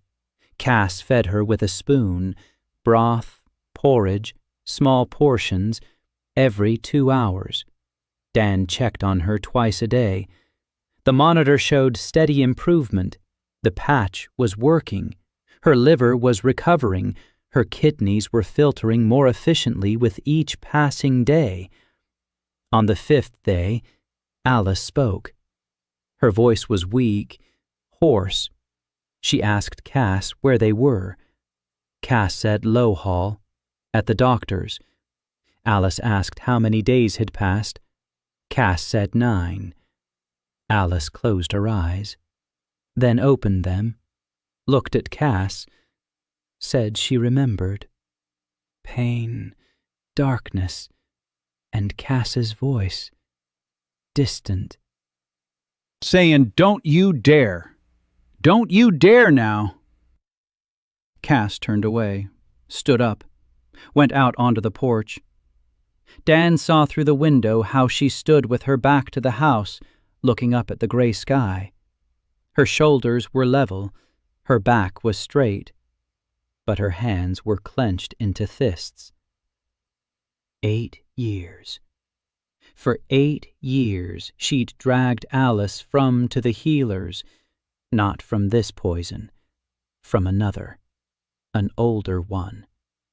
Dan saw traces in Alice's blood. Chronic poisoning. Old. A year's worth. Someone had been poisoning Alice slowly and methodically. The snake vine was the final blow to an already weakened body. Dan flushed out the old poison, too. He didn't tell Cass. Not yet. On the 10th day, Alice stood up. Her first steps were unsteady. Cass stood nearby. She didn't support her. She just stood there, ready to catch her. Alice made it to the door. She stepped out onto the porch. She looked out at the yard, at Lowhall, at the gray sky. She breathed in the air, deeply, with her whole chest. For the first time in 6 months, with her whole chest. And she smiled. Cass stood behind her, and Dan saw what he hadn't seen before. Cass was smiling too. Barely noticeable, the corner of her lips, but she was smiling. Dan turned away, gave them a moment. That evening, Alice asked to talk to Dan, one-on-one. Cass left. Alice was lying on the bench. She looked at Dan, She said she knew who had been poisoning her. The first poison, the old one, the leader of the unit where she and Cass had served. He wanted Cass to stay. Cass was the best blade in the unit, but Cass wanted to leave. With Alice. The leader decided that if Alice got sick, Cass wouldn't leave. She'd work to pay for the treatment. And she did. 3 years. Alice said Cass didn't know, that Cass thought it was an illness. Dan listened in silence. Alice said she hadn't told her because she was afraid. If Cass found out, she'd kill the leader and either die herself or become a criminal. Alice fell silent. Then she said that the snake vine poison wasn't the master's doing. The master is dead. He was killed in a skirmish 6 months ago. The snake vine was an accident, a trap in the old ruins, a stupid accident, but it was enough for a body weakened by the years. Dan asked if she wanted to tell Cass. Alice was silent for a long time. Then she said no. Not now. Maybe later. When she's stronger. When she's sure Cass won't go seeking revenge on a dead man. People seek revenge even on the dead. They dig up graves. They burn down houses. They destroy themselves. Dan nodded. It wasn't his secret, not his decision. He said only one thing. The old poison had been flushed out too, completely. 3 years of poisoning erased. Her body was clean, like new. Alice looked at him. For a long time, her eyes glistened. She said she didn't know how to thank him. Dan said Cass had already thanked him for both of them. Alice smiled, quietly, sadly. She said, "That's just how Cass is. She always pays for 2. 2 weeks later, Alice was walking on her own, eating on her own. She even helped Una in the kitchen. The color had returned to her skin. Her cheeks turned pink. She turned out to be a completely different person when she wasn't dying. Quiet, gentle, with a soft smile and quick hands. She could cook so well that Martha looked at her with respect after the first meal, and Martha respected very few people. Cass watched Alice's transformation and said nothing, but Dan saw it. That was changing in her, not on the outside, deeper. The tension she'd carried for years was beginning to ease. She stopped sleeping sitting up. She started eating normally. Once, Dan saw her standing in the yard just watching the sunset, not on guard, not checking the perimeter, just watching. It was more than any words could say. 3 weeks, Alice came to Dan. She said it was time for her to leave, that she was healthy, that she had things to do, that she didn't want to be a burden. Dan asked what kind of things. Alice hesitated. She said she wanted to go back to work, to mercenary work. Dan looked at her. He focused. The panel showed healthy, completely. Regeneration completed ahead of schedule. Body clean and strong. He said she could go.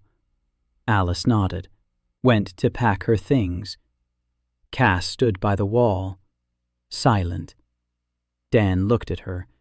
Cass stared at the wall. Her face was stony, but her fingers tightened on the sword hilt. Dan said quietly, "You can go with her. You've fulfilled your duty." Cass didn't turn around. She said that duty is endless. Dan said that Alice is healthy, that Alice doesn't need protection, that Alice is strong and independent, and that Cass knows this. Cass was silent. Then she turned around. She looked at Dan. Her eyes were strange, not empty, not stony, alive, confused. She said she'd been dragging Alice along for 3 years. For 3 years, her life had been one thing: to protect Alice, to heal Alice, to save Alice. And now Alice is healthy. And Cass doesn't know what to do. Dan said he understood. That when a goal is achieved, sometimes you feel empty, that it's normal. Cass said that emptiness wasn't for her, that she needs a mission, that she knows how to do only one thing: stand between danger and the one she protects. Dan said the clinic needs security. Cass said she'd already offered. Dan said then the matter was settled. Cass was silent. Then she said that Alice would leave on her own, for the first time in 10 years. Dan nodded. Alice left in the morning, at dawn, backpack on her shoulder, sword at her belt. Healthy, strong, new. She hugged Una, shook Marta's hand, bowed to Dan, walked over to Cass. They stood facing each other, in silence, for a long time. Then Alice said she'd be back. Cass said she knew. Alice turned and walked down the road toward the east gate, without looking back. Cass stood by the gate and watched her go, until the black figure dissolved into the morning mist. Then she turned. Looked at Dan, said the shoulder, the one he'd offered to fix. She agreed. Dan nodded. The procedure took 20 minutes, a simple case. He rearranged the scar tissue, removed the inflammation, aligned the muscle fibers. Cass stood up from the bench, raised her right arm, slowly, all the way.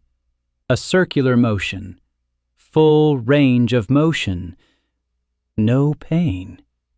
For the first time in 8 years, no pain. She didn't smile, she didn't cry. She simply drew her sword and made 3 strikes in the air, quickly, sharply, precisely, and froze. She looked at the blade, she looked at her hand, and said one word: faster. Dan nodded. A third of the way, just as he'd said. Cass sheathed the sword, looked at Dan, and said that if anyone laid a finger on Dr. Shaw, she'd cut that person in half. Dan said he appreciated it, but would prefer it without the "in half" part. Cass didn't smile, but the scar on her brow twitched slightly. Maybe that was a smile. For her. The Healers Guild inspector arrived in Lowhall in the middle of the 6th month. His name was Theodore Ball. Short, stout, round glasses on a fleshy nose, a gray wool traveling cloak with the Guild's crest on the scales and a snake. He arrived riding a gelding so fat that Una later wrote it down in her notebook: the inspector's horse. Low up time. Dan smirked when he read it. The phrase stuck. Theodore dismounted at the Brights Inn. He ordered lunch. He ate without rushing. He asked the innkeeper about business. Then, casually, he asked about the doctor. The innkeeper, Una's father, looked at the inspector, then at his daughter. Una nodded ever so slightly. The innkeeper shrugged. He said there was a herbalist, old Martha's grandson. He treats corns and brews cough syrups. Nothing special. Theodore nodded, finished his ale, wiped his lips with a handkerchief, and went to Martha's shack. Dan knew he was coming. Cass saw him at the tavern, recognized the Guild's crest, came over and said one word: the Guild. Dan nodded. He'd been expecting this. Sooner or later, the rumors would have reached him. 6 months. Longer than he'd expected. He told Cass not to get involved, told Una to put the notebook away, told Martha to be herself. Theodore knocked. Martha opened the door, let him in, offered him tea. Theodore sat down at the table. He looked around the room. Shelves with herbs, pots, a pestle on the table. Everything like a typical village herbalist, nothing suspicious. Dan came out of the back room. Theodore looked at him. He narrowed his eyes. Dan focused for a second. The panel flashed. Subject, Theodore Ball, 52 years old, status, stable. 4 anomalies, gout, gallstones, early-stage diabetes, and one more thing. Healer's edge, medium intensity, functional, but only 1/3 active. Theodore was a healer who had long since stopped healing. Paperwork, inspections, reports. He had forgotten why he had come to the guild. Dan sat down across from him. Theodore began the conversation gently. He introduced himself. Inspector of the Healers Guild for the Velmar district. Routine inspection. He'd heard there was an unregistered healer working in Lowhall. Dan played along. He slumped his shoulders. He put on a simple expression. He spoke quietly and uncertainly. Yes, he's a herbalist. He makes decoctions, ointments. He helps his grandmother. No, he's not registered with the guild. His mark is weak, not strong enough for a license. He showed his wrist, a pale greenish pattern, barely visible. Theodore looked. He pursed his lips. The mark was indeed weak. Village level. Ointments and decoctions, nothing serious. But Theodore took a notebook out of his bag. He flipped through it. He said rumors had reached the guild. They say that in Lowhall, a healer is awakening dead edges. They say he cures the incurable. They say that after his touch, people get up and walk. Dan feigned surprise. He shrugged. Said that people were exaggerating, that he'd cured a blacksmith's dog of mange, and the village had blown it up into a legend. Theodore didn't smile. He looked at Dan intently. Small, intelligent eyes behind round glasses. He wasn't a fool. Dan could see that. Theodore was an experienced inspector, 30 years in the guild. He'd seen charlatans, he'd seen real healers, and he sensed that something was off here. But there was no proof. A weak edge, a shabby mud hut, bundles of herbs, clay pots. Everything looked exactly as it was supposed to look at a worthless village herbalist's place. Theodore spent 2 days in Lowhall. He went from house to house. He asked questions. Dan wasn't worried. He knew the people of Lowhall wouldn't turn him in, not out of fear, out of gratitude. Horst, with his back healed, told the inspector that the herbalist Shaw made good ointments, and that was it. Little Peter's mother said that the herbalist Shaw had applied a herbal compress and the wound had healed. Nothing supernatural. Bran is a blacksmith. Dan was most worried about Bran. Tim, with his golden edge, walked around Lowhall, and everyone could see the pattern on his wrist. But Bran was ready. He told the inspector that Tim's edge had awakened on its own, at 12 years old. A late awakening. Rare, but it happens. The inspector looked at Tim, looked at his edge. Bright, golden, powerful. He pursed his lips. A late awakening of such power. It really is rare, but not impossible. Theodore left on the third day. Dan stood on the porch and watched as a fat gelding carried the inspector down the road toward the west gate. Cass stood beside him. She said he'd left with suspicions. Dan said he knew. Cass said that next time someone more serious would come. Dan said he knew. Una approached from the other side. She asked what to do. Dan said to work, see patients, treat them, take notes. Una nodded, but she was biting her lip. She understood, too. The silence was ending. That same month, the second thing happened. In the middle of the night, Cass woke Dan up, quickly, harshly, one touch on the shoulder and a word. Get up. Dan opened his eyes. Cass stood over him with a sword in her hand. Voices behind the wall. Martha and someone else. A child crying, high-pitched, faint. Dan went out into the front room. A man in tattered clothes was standing at the door. His face was covered in dirt. His eyes were wild. He was holding a bundle in his arms, a small one. The crying came from the bundle. The man spoke haltingly and hurriedly. He said he'd found her. On the road, near the woods, alone, in a ditch. A little girl. A step girl. He unwrapped the bundle. Dan saw the child.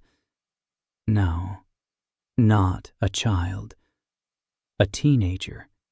Small and thin, about 15 but looking 12. A girl. Dark skin, black tangled hair, clothes made of animal skins torn and crusted with blood. There was a lot of blood. Old and fresh. Dan picked her up, set her on the bench. Focused. The panel opened. Subject, unknown. Approximate age, 15 to 16 years old. Status, critical. And Dan saw it. Wounds, cuts, burns, bruises, dehydration, exhaustion. But that wasn't the main thing. The main thing was something else. The edge. The tracker's edge. Bright. Very bright. And next to it, emptiness. A burn. A trace. Someone had tried to burn away her edge. Not completely. They were interrupted or didn't finish. The edge was damaged, scorched at the edges, like a microchip they'd started to desolder and abandoned halfway through. Dan could feel it. An outside influence. Rough. Brutal. Someone's hands had entered the edge's structure and started tearing, breaking, burning, and then stopped. He didn't know why they stopped. Maybe the girl had run away. Maybe whoever was burning it had gotten tired. Maybe someone had interrupted them. But the edge had survived. Barely. Damaged. Smoldering, but alive. Dan worked until morning. First the body, the wounds, the infections, dehydration, then the edge. Carefully, millimeter by millimeter, like a restorer restoring a charred painting. He couldn't restore her full edge in one go. The burn was too deep. But he stabilized it, stopped the destruction. He applied a protective patch. The edge stopped smoldering. It began to slowly close up. By morning, the girl was stable. She would live. The edge would recover. Not completely, about 70%, but it would be there. Dan sat on the floor, empty, His energy was at 0. Again. Cass brought him some water. He drank and looked at the girl. A step girl. A scorched edge. Someone had tried to burn it out. He recalled fragments from others' memories. Step shamans. Edge burners. They know how to enter another's edge and destroy it with a touch. It was considered a legend, a scary fairy tale for children. Don't go to the step or the shaman will take your edge. But the girl on the bench wasn't a fairy tale. The burn marks on her edge were real. Someone really knew how to burn edges. And someone had done it to a 15-year-old girl. The girl woke up a day later. She looked at Dan, at Cass, at Una, at Martha, with the wild, wary eyes of a hunted animal. She tried to stand up. She couldn't. She tried again. Cass placed a hand on her shoulder, gently. For Cass, it was gentle. The girl froze. She looked at the hand on her shoulder, then at Cass.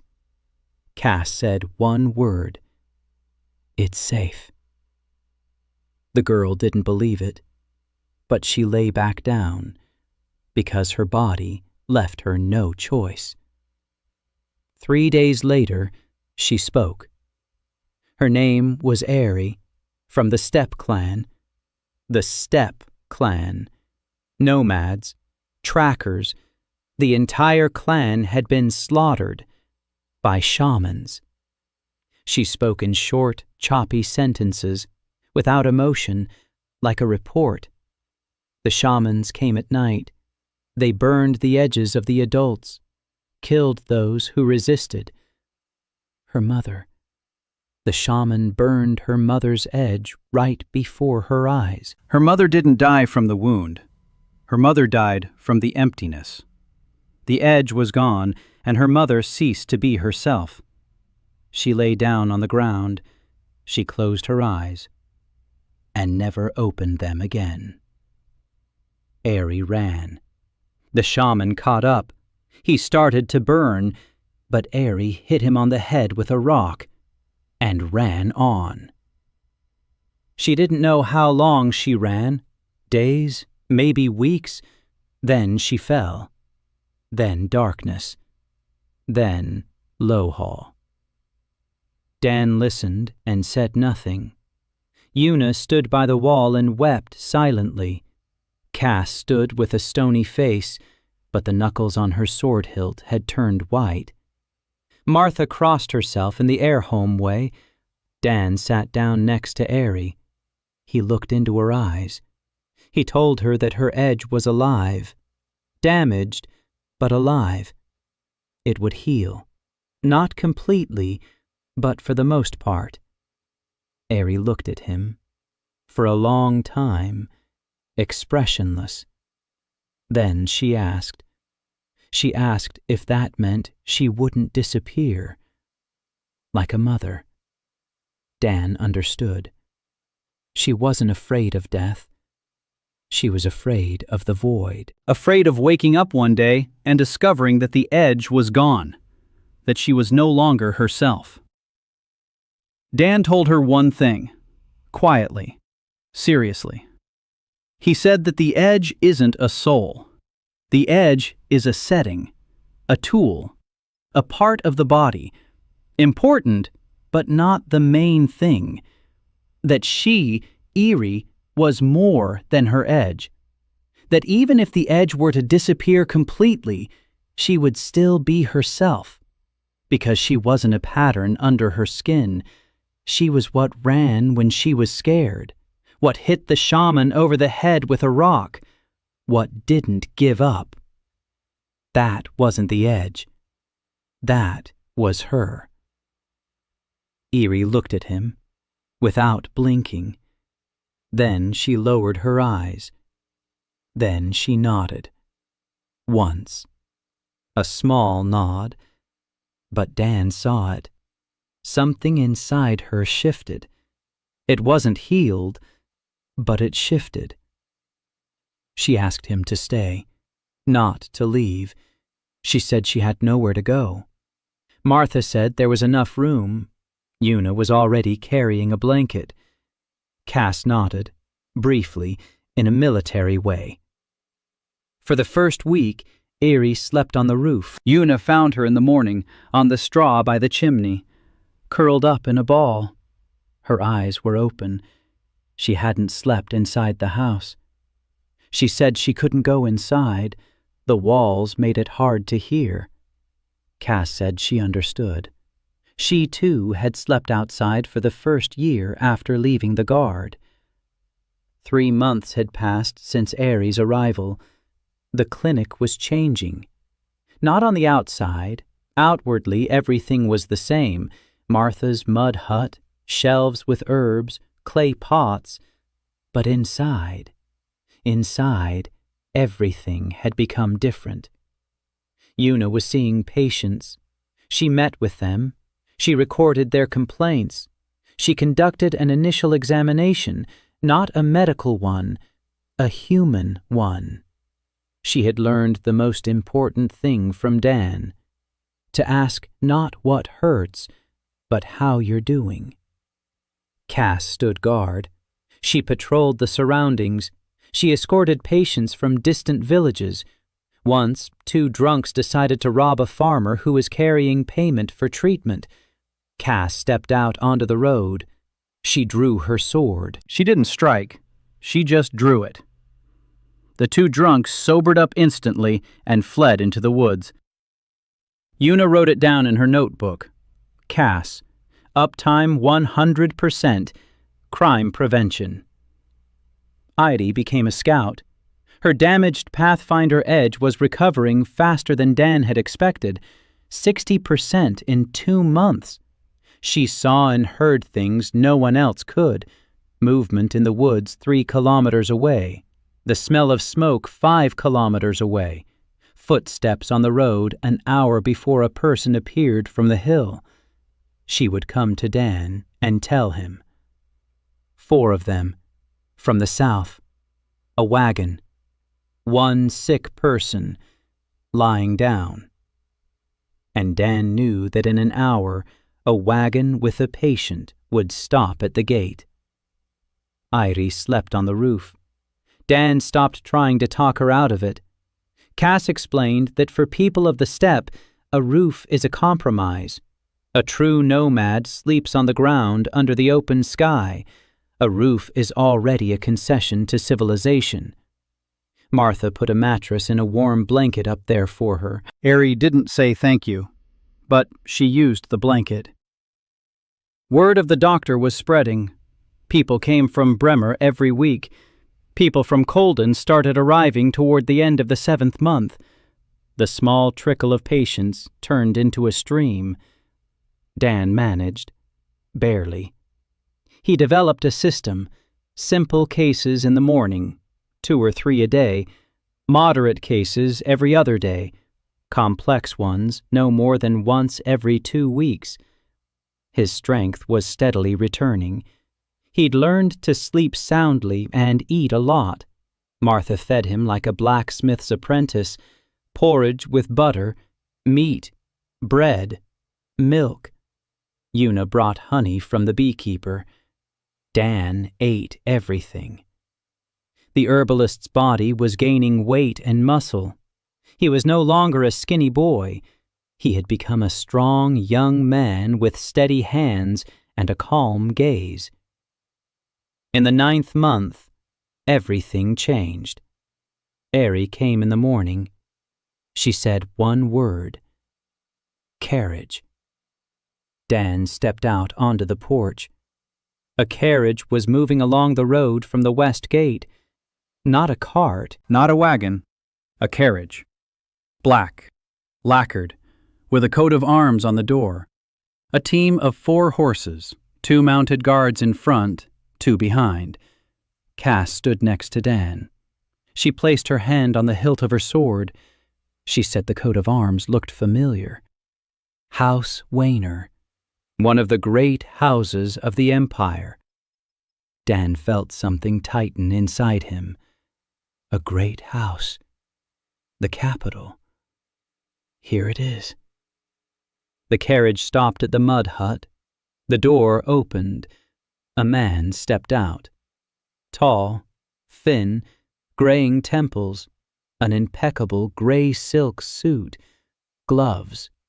He moved like a man who had known his whole life that the world belonged to him.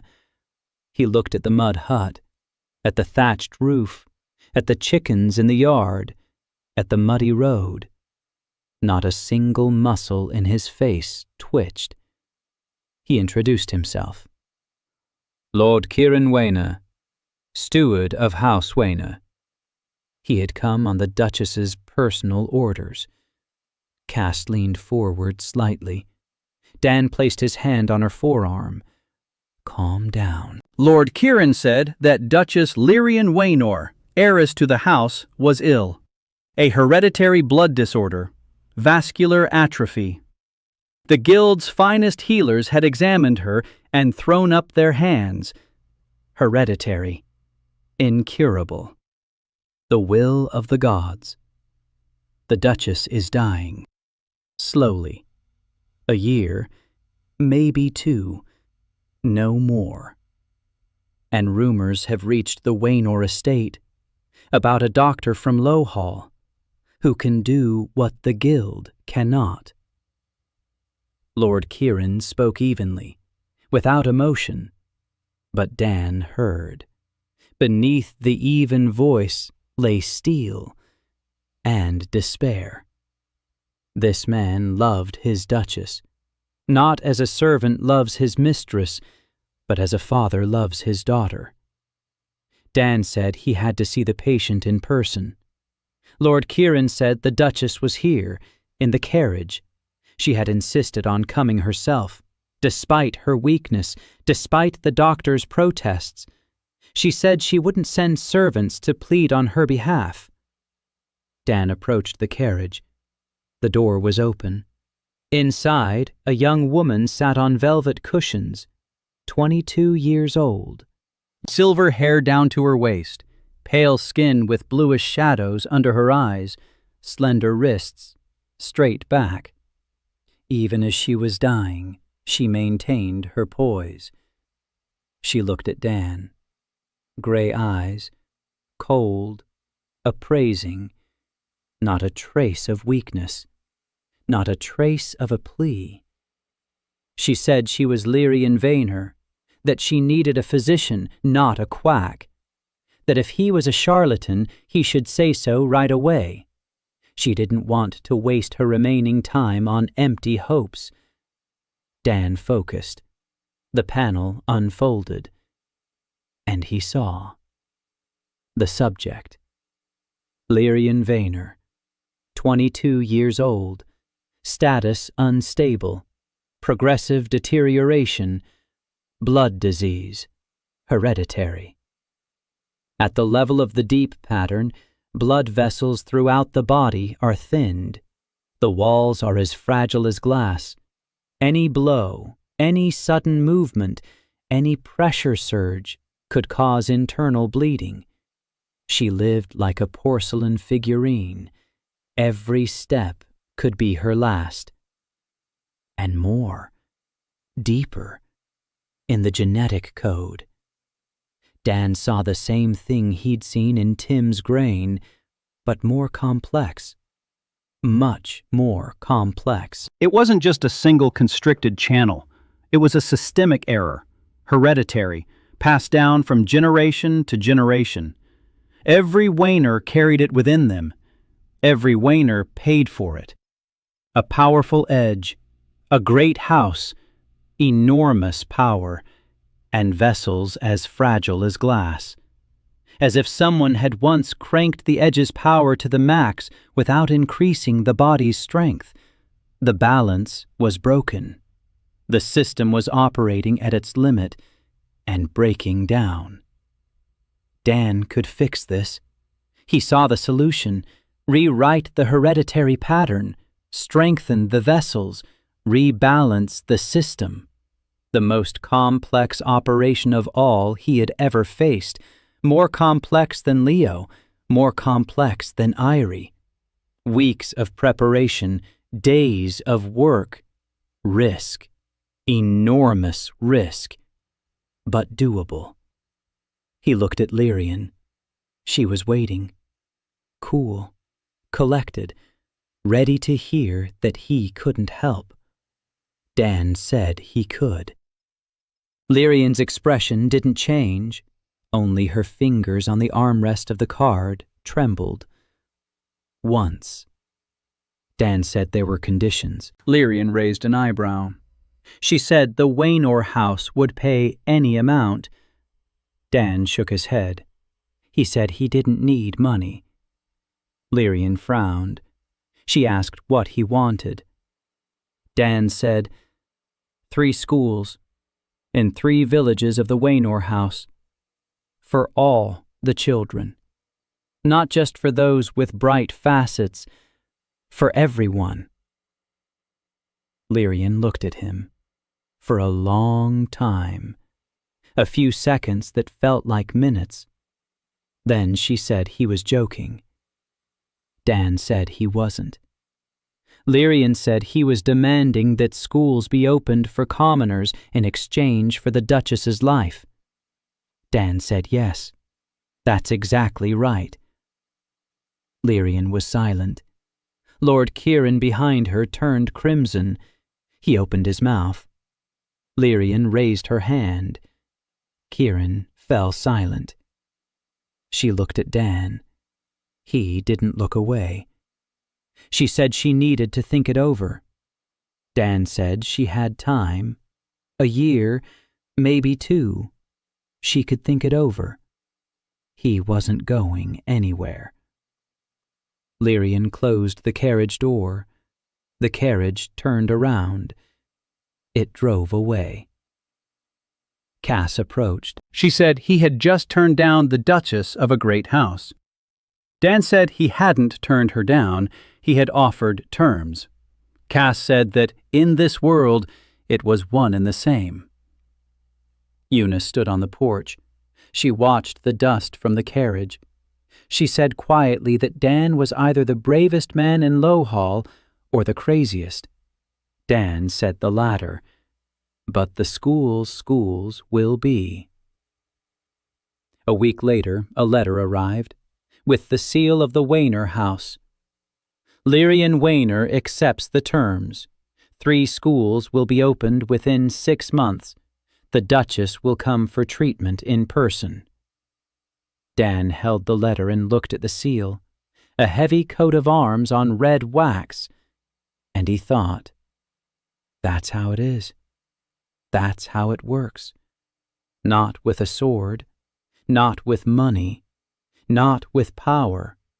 Just one hand that knows how to fix what was thought to be unfixable, and conditions that change the world, one school at a time. Una wrote it down in her notebook. Patient. Lyrian Waynor. Diagnosis. Hereditary vascular thinning. Fee. 3 schools. Then she looked at the entry and added, the clinic's first rule. The person comes first, then the diagnosis. Lyrian arrived 10 days later, without a carriage, on horseback, alone, without guards, without Lord Kieran, in a simple traveling dress without coats of arms, her silver hair braided into a plait, not a trace of makeup on her face. She dismounted at the gate. Her movements were cautious, every gesture deliberate.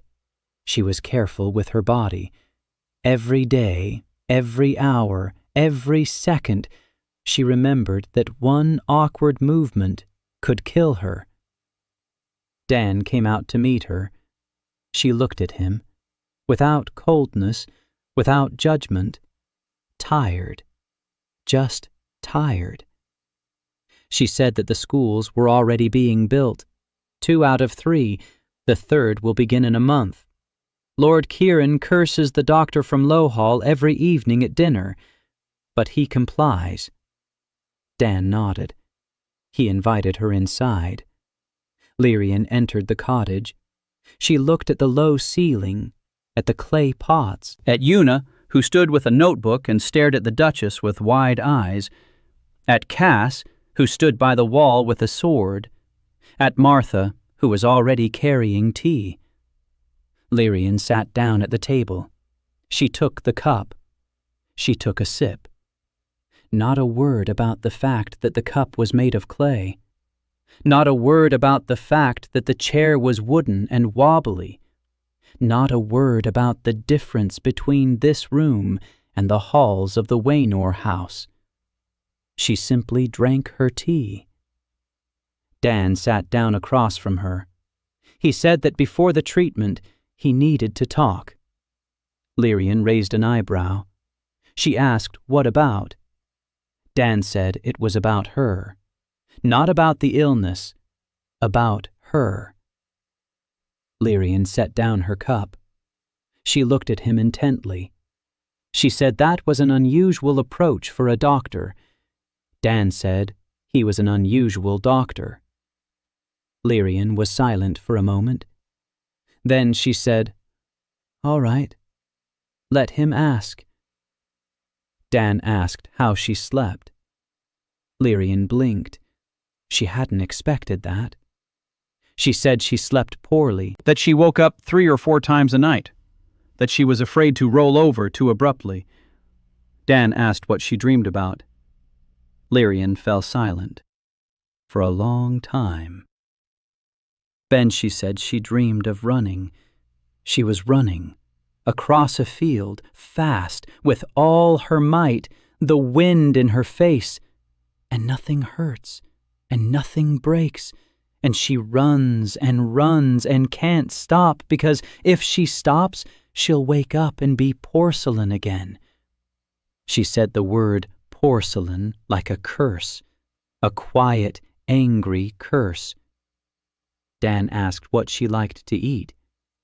Lyrian looked at him as if he were crazy. She said she eats what the court physicians prescribe: broth, boiled fish, steamed vegetables. Nothing spicy, nothing fatty, nothing hot, nothing cold, nothing tasty. Dan asked what she would like to eat if she could. Lyrian opened her mouth, closed it. Then she said quietly, "Meat pie, with a crust, hot, with onions and peppers. Her nanny used to make it when Lyrian was little, before she was diagnosed." Before everything became off-limits. Dan looked at Martha. Martha was already heading for the oven. Lyrian said she wasn't allowed to. Dan said she would be allowed to after the treatment. Lyrian fell silent. She looked at him, and Dan saw it. For the first time since they'd met, something other than coldness and weariness appeared in her eyes. Hope. Fragile. Fragile. Just like her. Dan said the operation would take a long time, several sessions, at least 3, each lasting several hours. A 3 or 4 day break between sessions. She would have to stay in Lowhall for 2 or 3 weeks. Lyrian said that wasn't a problem. Dan said there were no silk sheets here. Lyrian said she'd slept on the ground in a military camp when she was 16, and her father took her to a troop review. She'd survive without silk sheets.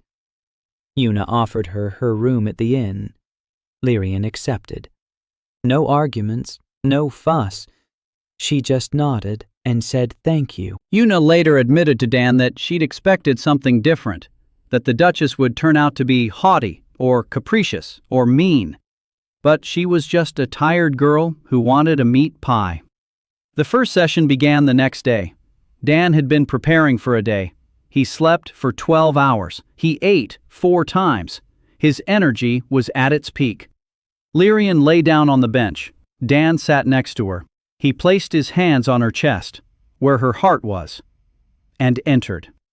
Lyrian's hereditary pattern was like an old castle, huge, complex, with hundreds of rooms and corridors.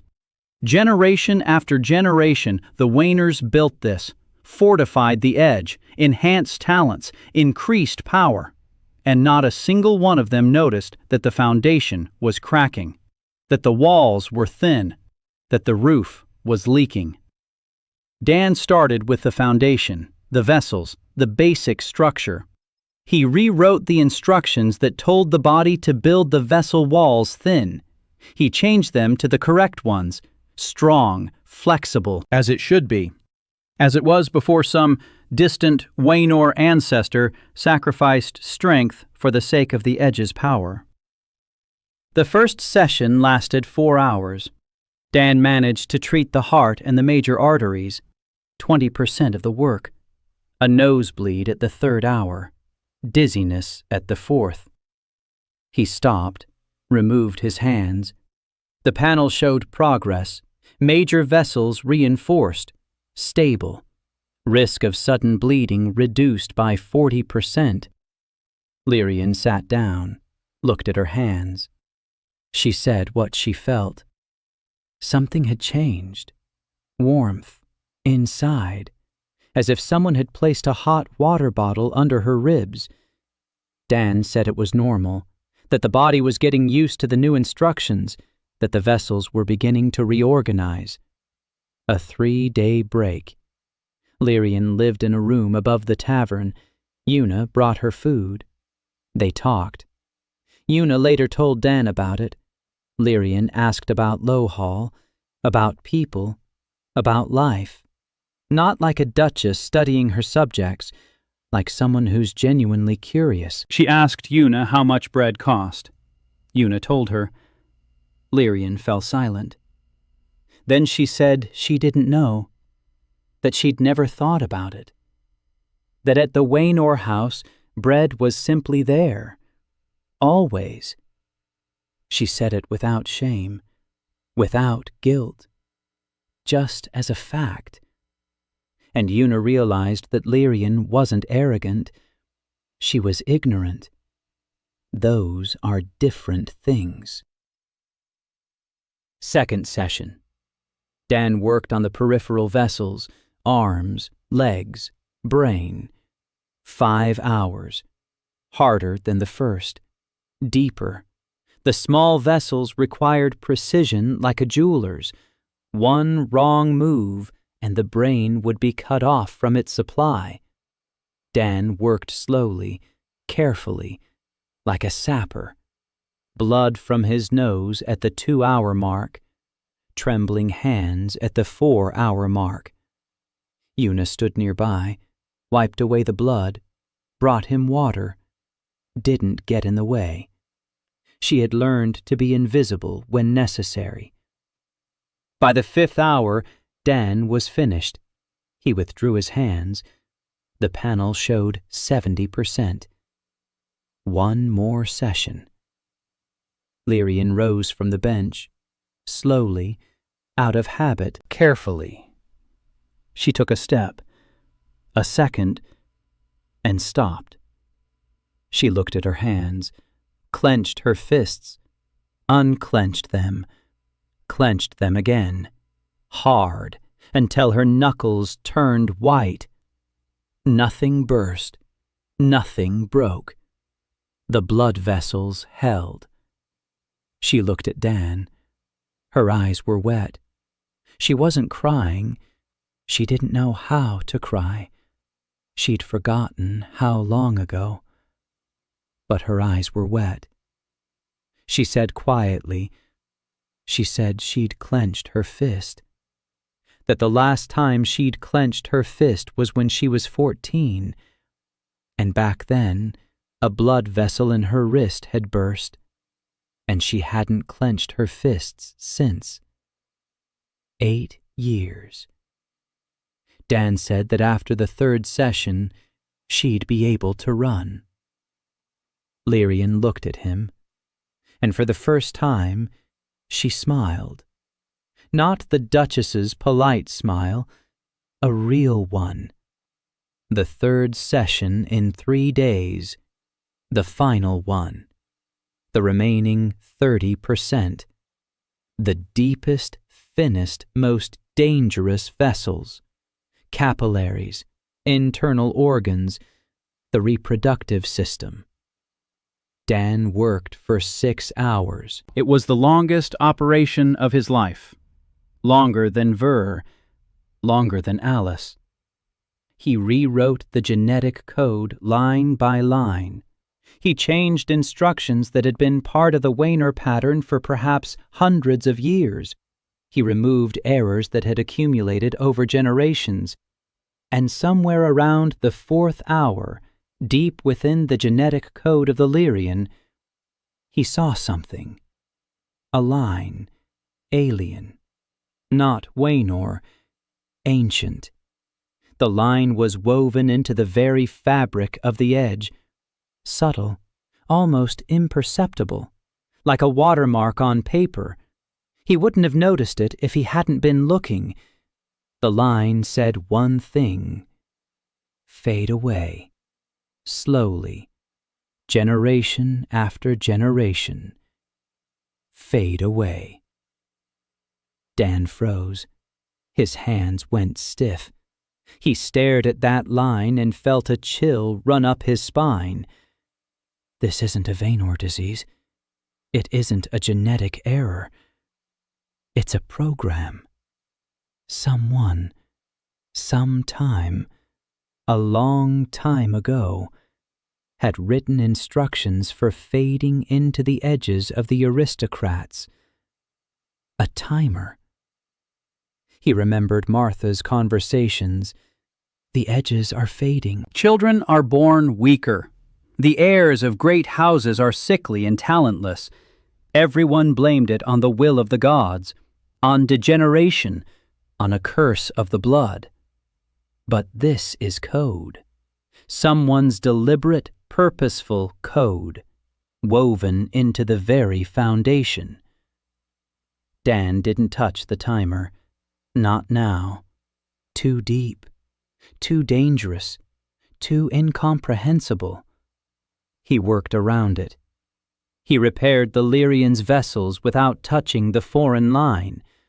He finished the operation. He withdrew his hands. He fell from the chair. Una caught him. Cass caught him from the other side. They laid him down.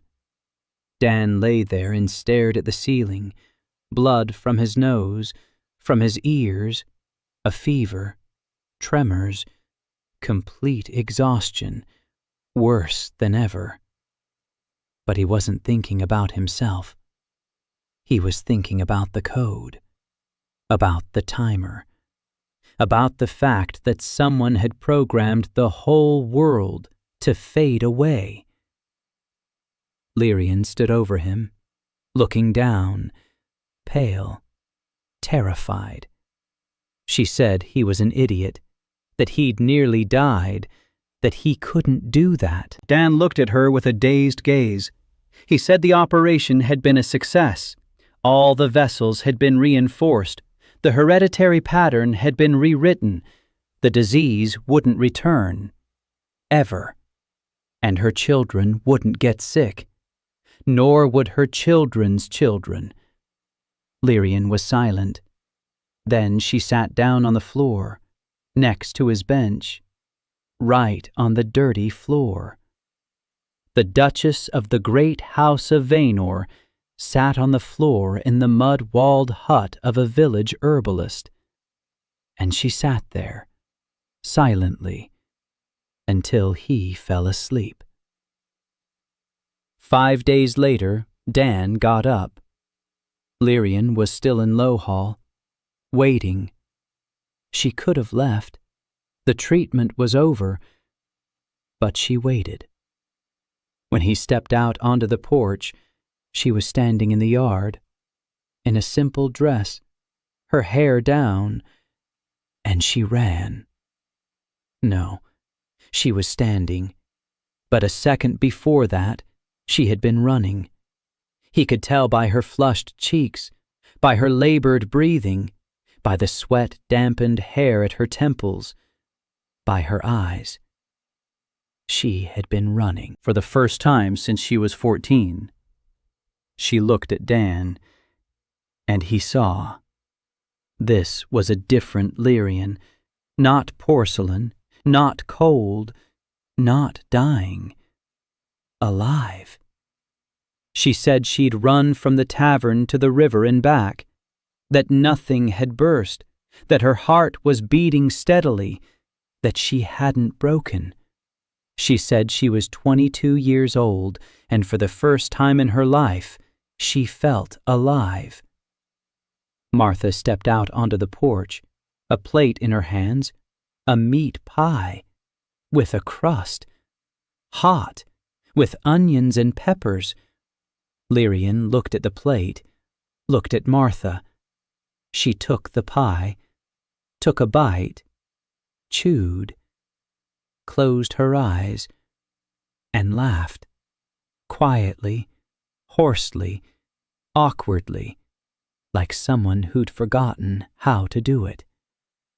Dan stood on the porch and watched, and thought about the line, about the timer, about how this was only the beginning. Lyrian left 2 days later, but before she left, she came to Dan, alone, without Lord Kieran, without guards. She sat down at the table, looked at him, and said she wanted to know the truth. Dan asked, what truth? Lyrian said she wasn't stupid, that she'd felt his hands inside her for 6 hours, that she'd felt him stop, how he'd go around something, how he'd tense up. She said that at the 4-hour mark of the 3rd session, he'd found something he hadn't expected, and that this something had frightened him. Dan looked at her. She was smarter than he'd thought. Much smarter. He could have lied, could have said she'd imagined it, could have brushed it off. But he looked into her eyes and realized that lying to this woman was pointless. She'd see through the lie before he'd even finished speaking. He told her about the line, about the timer, about the alien instruction code woven into the very fabric of the facets, about how Erholm's facets aren't fading on their own. They're being turned off, slowly, generation after generation. Someone decided long ago that the age of heroes must end, and set the program in motion. Lyrian listened in silence. She didn't interrupt. She didn't ask questions. When he finished, she sat motionless, hands on the table, fingers intertwined. She said one thing. So, my house is dying out, not because the gods decided so, but because someone wrote the code. Dan nodded. Lyrian stood up. She walked to the window. She looked out at the courtyard, at Una, who was hanging out the laundry, at Cass, who was sharpening her sword on the porch, at Airy, who was sitting on the roof and looking out at the step. Lyrian said that if this is true, it changes everything, all of history, all of politics, all the wars over inheritance, all the executions for impure blood, all the children rejected for their dull facets. All of it was built on a lie.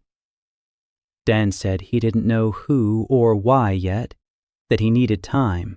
He needed to see more facets, more hereditary patterns, from different houses, from different lineages, to compare, to understand the scale, to find the source.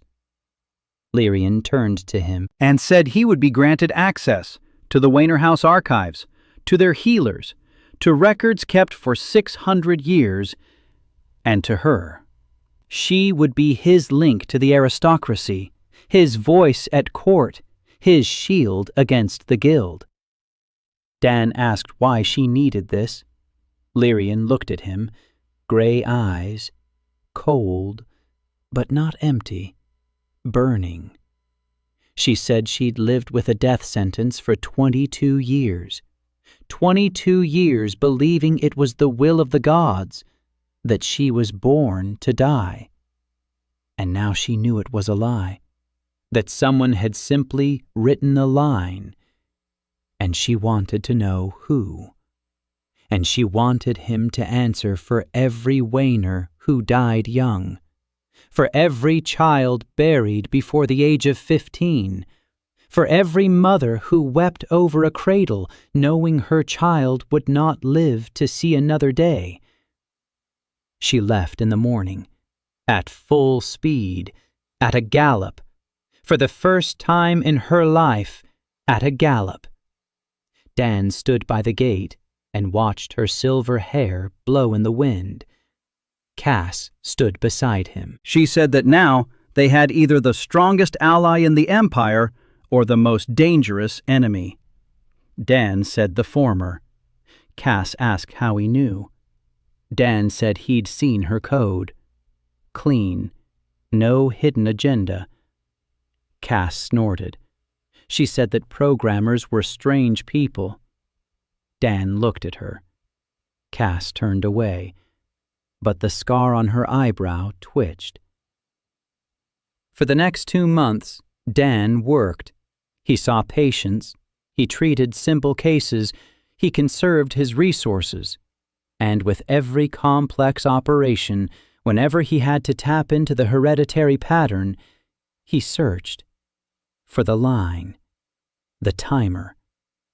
He found it in an old baron from Coulden who had been brought in with failing kidneys. The same line, the same pattern. Fade away. He found it in the daughter of a merchant from Bremer, in a wandering knight with a faded edge on his sword, in every aristocrat he examined, in every one, without exception. But not in commoners. Una doesn't have it. Bran doesn't have it. Horst doesn't have it. Little Peter's mother doesn't have it. The timer was only in the edges of the aristocracy, only in those who carried strong edges, only in those whom the world considered the best. Dan sat up at night and thought, who? Who could have woven instructions into the edges at such a level? Not a healer, not a shaman, not a mage. This is the level of the one who created the edges in the first place.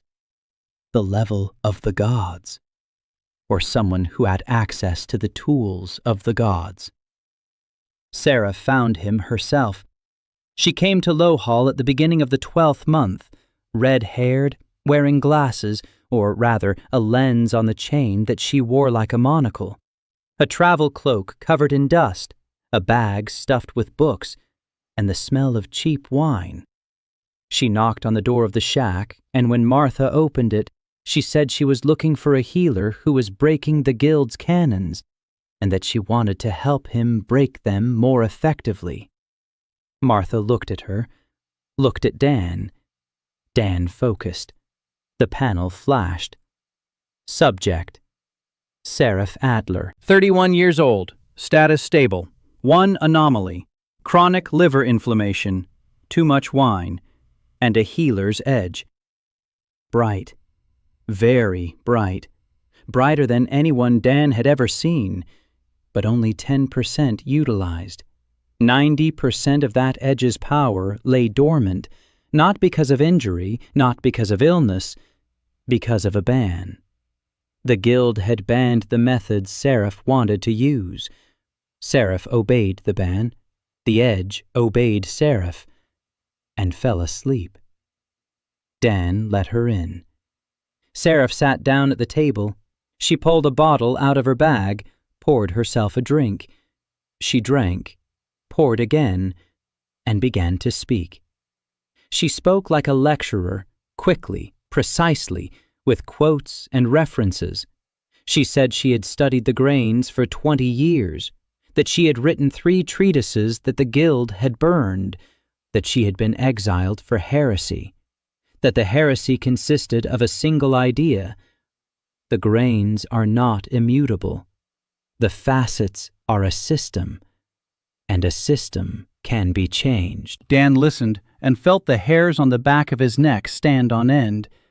She was speaking his words, in different terms, in a different language, but the essence was the same. She had come to the same conclusions as he had, without the debugger panel, without Doc OS.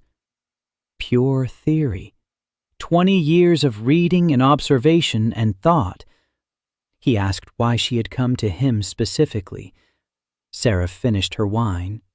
She looked at him over her lens and said she'd heard about Tim, about the boy with the dead edge that turned out to be alive, that she'd spent 20 years looking for proof of her theory, and Tim was that proof. Dan said he could show her something even better. He told her about the timer. Sarah listened. Her expression changed, from curious to pale, from pale to gray. When he finished, she was silent for 3 minutes. Then she said one word. War. Dan didn't understand.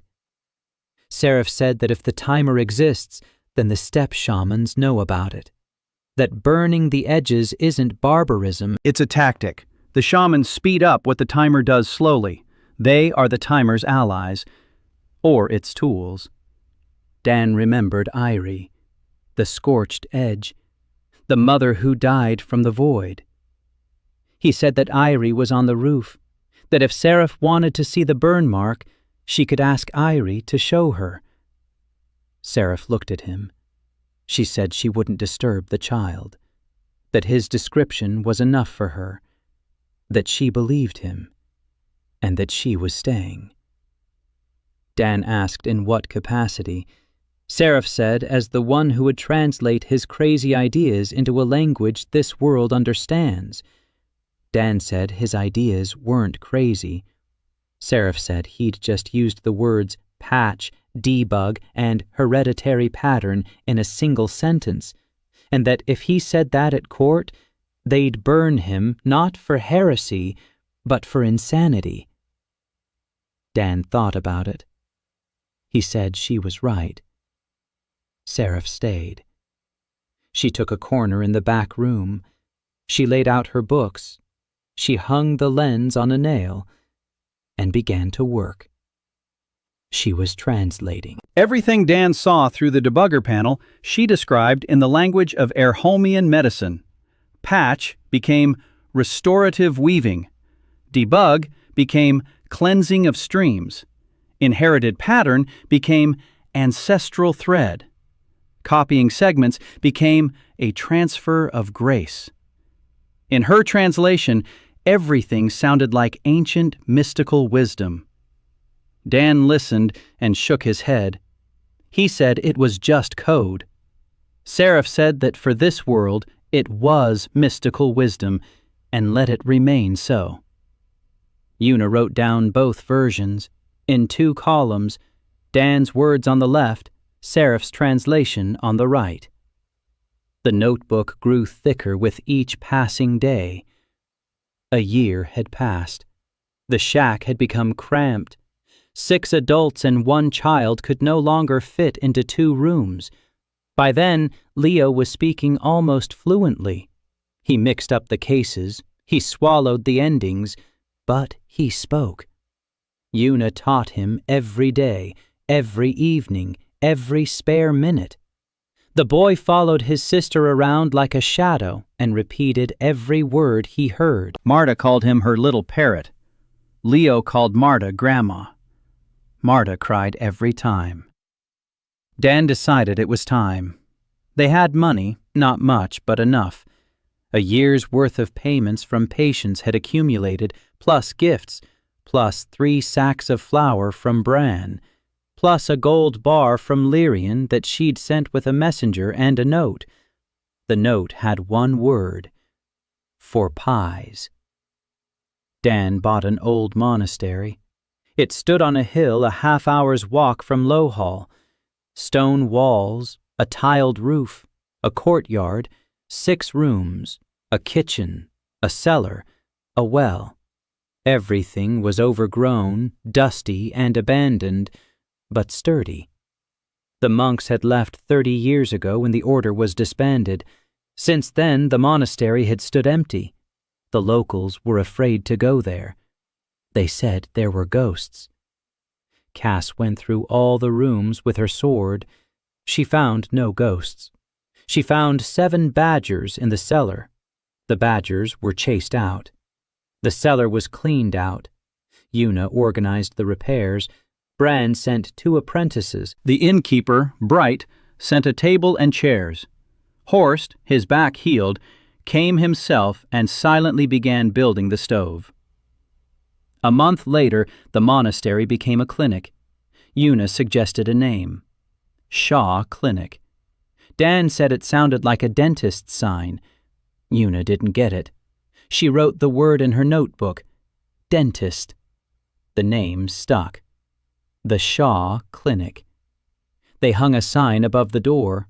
Cass carved the letters with a sword. The letters came out crooked.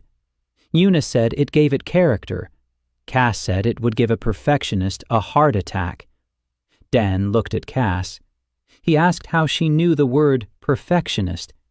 Cass said, from him. That he says that word every time Una rearranges the pots on the shelf. Dan fell silent. Una wrote it down. Perfectionist. Definition. Dr. Shaw when his pots are touched. The clinic was up and running. The reception area on the 1st floor, 2 wards on the 2nd, Dan's office, Seraph's room piled high with books, the kitchen where Martha reigned supreme, the courtyard where Cass trained every morning, the roof where Irie slept and from which she could see for miles around. The first month at the clinic was quiet. Patients came, Dan treated them, Seraph observed and took notes. Una kept the records. Cass stood guard. Irie sounded the alarm. The system worked, like a well-oiled machine. Every element in its place. Everyone knew their role. Then the cult arrived. Cass saw them first. A dozen people in gray hooded cloaks. They were walking down the road from the west gate, in formation, silent. A symbol was embroidered on their cloaks, scales with empty pans. The pure lot. Cass cursed, short and to the point. She told Dan they were fanatics. They believe the edges are given by the gods, and any interference with them is heresy. You can't heal the edges, you can't awaken them, you can't change them. If they fade, it means the gods want it that way. If they die, it must be so. Dan asked how dangerous they were. Cass said they burn clinics and kill healers they consider heretics. Dan looked at the dozen gray cloaks. He said he understood. They stopped at the clinic gates. An old man stood ahead, tall, upright, a silver beard, eyes clear and calm. He moved like a man who knows he is right. Every gesture, every step, everything radiated confidence, not arrogance, confidence specifically, faith. He introduced himself. Ulred Cain, High Priest of the Pure Lot. He spoke quietly and evenly, without threats, no shouting. He said he had heard of Dr. Shaw, that Dr. Shaw awakens dead facets, changes hereditary patterns, interferes with the divine order. He said it was heresy, that the facets were given by the gods, and it was not for man to change them, that everyone who fades does so by the will of the heavens, that everyone born with a dead facet is born that way by design, and that Dr. Shaw must stop, voluntarily or involuntarily.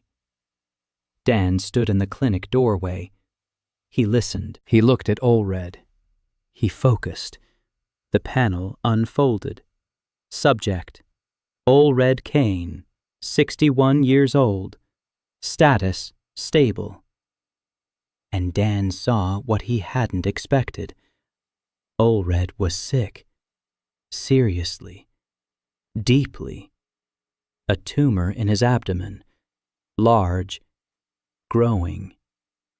He knew. It was evident in the logs. He knew, and he wasn't seeking treatment, because that would be interference, because illness is the will of the gods. He didn't just preach his beliefs, he lived by them. He was dying by them. Dan looked into his eyes and saw in them no malice, no fanaticism. Pain. The real, honest pain of a man who believes in what he says and suffers for his faith. Olred wasn't a villain. He was a believer. Dan said he'd listened, that he respected his beliefs, but didn't share them, and wouldn't stop. Olred nodded, without surprise. He'd expected that answer. He turned to his people. They left, silently, in formation, just as they had come. Cass stood beside him. She said this wasn't the end, that they would return. And next time, not for a conversation. Dan said he knew. Seraph stepped out of the clinic. She watched the gray cloaks recede. She spoke softly. She said that 20 years ago the pure lot had burned down the clinic in Velmar. 3 healers died. 12 patients. Among them, 4 children. No one was put on trial, because the guild decided the healers were heretics and deserved it. Dan clenched his fists. Una wrote it down in her notebook. Pure lot, threat, priority. They came 3 weeks later, at night, not for a chat, with torches. Eerie woke everyone up 20 minutes before the attack.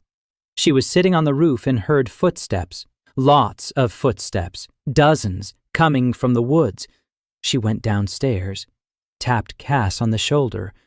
One word. They're coming. Cass was on her feet in a second, sword in hand, woke Dan, woke Seraph. Una was already awake. She'd heard Airy and got up on her own. Dan went out into the yard. It was a moonless night, darkness like a wall. But lights were already glowing at the edge of the forest. Torches. Many. 20. 30. Gray cloaks were moving toward the clinic in a tight group, silently, purposefully. Not a crowd, a formation. Cass assessed the situation in 3 seconds. She said there were about 30 of them, lightly armed, knives and clubs, no combat weapons. Fanatics aren't warriors. But 30 against 1 is a bad odds even for her. Dan said there were 4 patients in the clinic, 2 children, an old man, a woman who'd just had surgery. Una turned pale. She said she would get them out, through the back door, into the woods. Dan nodded. Una ran off. Seraph stood on the porch, calm, sober. Sober for the first time in a month. She said that fire was bad, that the stone walls wouldn't burn, but the roof was wooden, and the doors, and everything inside. Dan looked at the approaching torches. He thought. Then he told Cass not to kill. Cass looked at him like he was crazy. Dan repeated himself. Don't kill. Wound them if you have to. But don't kill. Cass clenched her jaw. said he was asking the impossible. Dan said he was asking for something difficult, not impossible. Cass cursed, turned around, stood by the gate. Gray cloaks emerged from the forest. It wasn't Olred leading the way, a young man, 30 years old, short hair, burning eyes. A fanatic, a true one of those who believe so strongly that faith turns into hatred. He was shouting that the healer was a heretic, that the clinic was blasphemy, that fire would purify, that the gods demanded it. Cass stood by the gate, alone, sword in her right hand, left hand free, the scar on her eyebrow white in the darkness. The first 3 rushed at her. Cass moved so fast that Dan couldn't keep up. 3 strikes, flat, to the arms, to the legs, to the ribs. 3 lay on the ground and screamed, alive, unharmed, but incapacitated. 4 more. Cass worked like a machine, no malice, no excitement, clean, technical. Her shoulder worked perfectly. Full range of motion, full speed, a third faster than before. Dan watched and counted. 7 down, 23 more on their feet. Too many, even for Cass. They were flanking them. 2 hurled torches over the wall. 1 fell into the courtyard, the second onto the roof. Ari was on the roof. She grabbed the torch and hurled it back. The torch fell into the grass in front of the gate. It didn't hit anyone. But in the courtyard, the second torch set the wood pile ablaze. Dan rushed to put it out. Sarah followed him. They doused the fire with water from a bucket that Martha was passing up from the well. Martha, a 70-year-old woman. She hauled bucket after bucket, silently, without panic, with a stubborn, tight-lipped expression. At the gate, Cass held her position. 12 lay dead, but the rest were circling the wall, looking for other entrances, windows, breaches. Dan realized they couldn't hold them off. There were too many of them, and they wouldn't stop. Faith is stronger than fear. He stepped outside the gate. Cass shouted for him to come back. He didn't come back. He walked straight toward the gray cloaks, raised his hands, empty, unarmed. He shouted, "Stop!" They stopped, not because they were afraid, because they hadn't expected it. The heretic had come out to them himself, unarmed. A young fanatic in front stared at him, eyes wild, a torch in his hand. He said the healer had come to surrender. Dan said no. He had come to heal. He looked at the men lying there, 12 of them, the ones Cass had laid down, moaning, clutching their broken arms and ribs. Dan walked over to the one closest to him, a young guy, 20 years old, a gray raincoat, a fracture in his right arm. The bone was sticking out at a wrong angle. The guy was whimpering in pain. Dan crouched down beside him. He placed his hand on the fracture. He focused, and he fixed it. 5 seconds. The bone snapped back into place. Healed. The pain was gone. The guy froze. He looked at his arm, wiggled his fingers. It worked, like new. He looked at Dan. His eyes were huge. Dan stood up, moved on to the next one. Broken ribs. He fixed them. On to the third, a dislocated shoulder. Set it. On to the fourth, a lacerated eyebrow. Stitched it up. He moved from one to the next, healing them, silently, calmly. The men in gray cloaks stood and watched. They didn't move. The torches burned, but no one threw them. They watched as the heretic they had come to burn knelt in the mud and treated their wounded, one after another, without words, without conditions, without questions. A young fanatic stood with a torch. His hand was shaking. He didn't understand. It didn't fit into his world view. A heretic should be afraid, should run, should resist, not heal. Dan reached the last one, the 12th, an elderly man, a fracture in his shin. He said it. He stood up, wiped the blood from his nose. 12 patients in 10 minutes. His energy was waning, but it was manageable.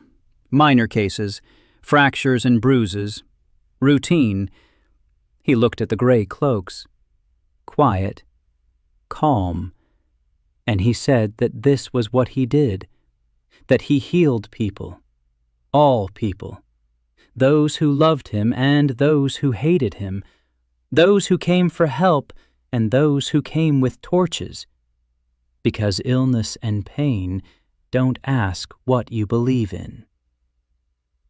A young fanatic lowered his torch, slowly, like a man who doesn't know what to do next.